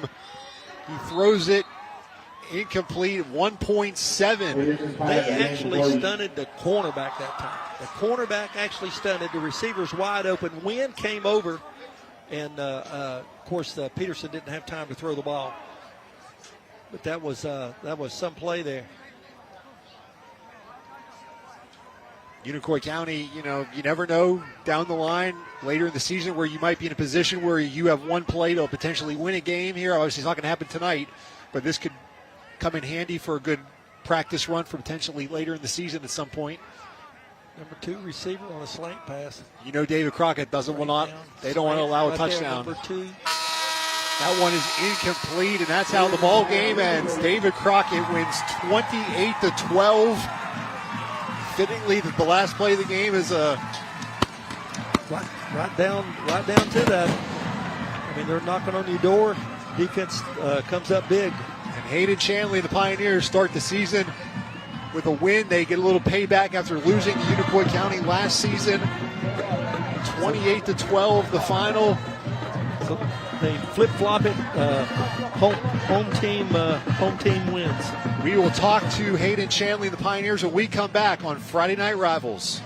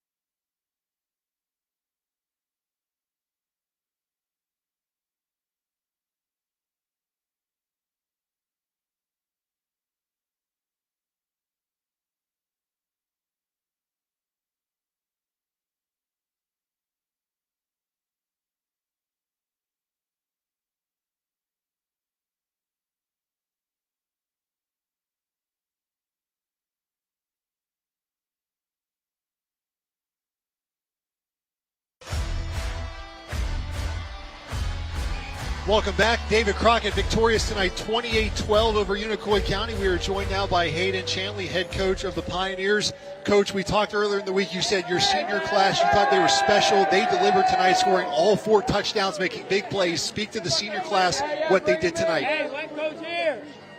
Yeah, well, the number one thing they did is bail me out on the fake punt. I had a lot of confidence in our defense.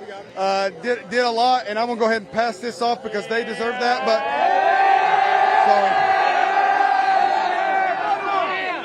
I always said we've only got 10 seniors, but they are big seniors. They do a lot for us. Multiple 3-year starters. They obviously carried us tonight. Hats off to Unicoi. Great game by them. And I'll tell you what I was probably most proud of anything. There was a lot of chatter before this game, and I was really proud of how we handled things, and we came out here and handled business. Sorry. Yeah, Coach, you talk about chatter, guys. He can't hear me right now. What I know you have to be proud of, Coach, is your defense tonight. Unicoi was able to get in the red zone multiple times. Your defense rose to the occasion, and really you pitched a shutout inside the red zone. Yeah, we did. In the first half, I felt like after the first drive, we made an adjustment, and they didn't run it really, again, effectively, and that really made them one-dimensional. We were able to mix up some coverages. 2 coming in with a big pick. He was pickless last year after 4 sophomore year, so it's nice to see him get one. D-line was able to get pressure, but hats off to the Peterson kid. He ran around. We chased him all night. But in the end, we were able to make enough plays to get off the field and win the game. Coach, thank you. Hopefully this was a good birthday present for your son. Congratulations on the win. All right, so let's thank everyone for our sponsors. We could not do this without them. Toyota, Powell Valley National Bank, Plumbers and Pipe Fitters, Local 538, Northeast Community Credit Union, UVA Wise, iGo Technology, Ford Dealers in Food City. We'll see you next week at Southern Gap. The final tonight, 28-12, David Crockett over Unicoi County. Have a great night. Ezra Hoss on the rush.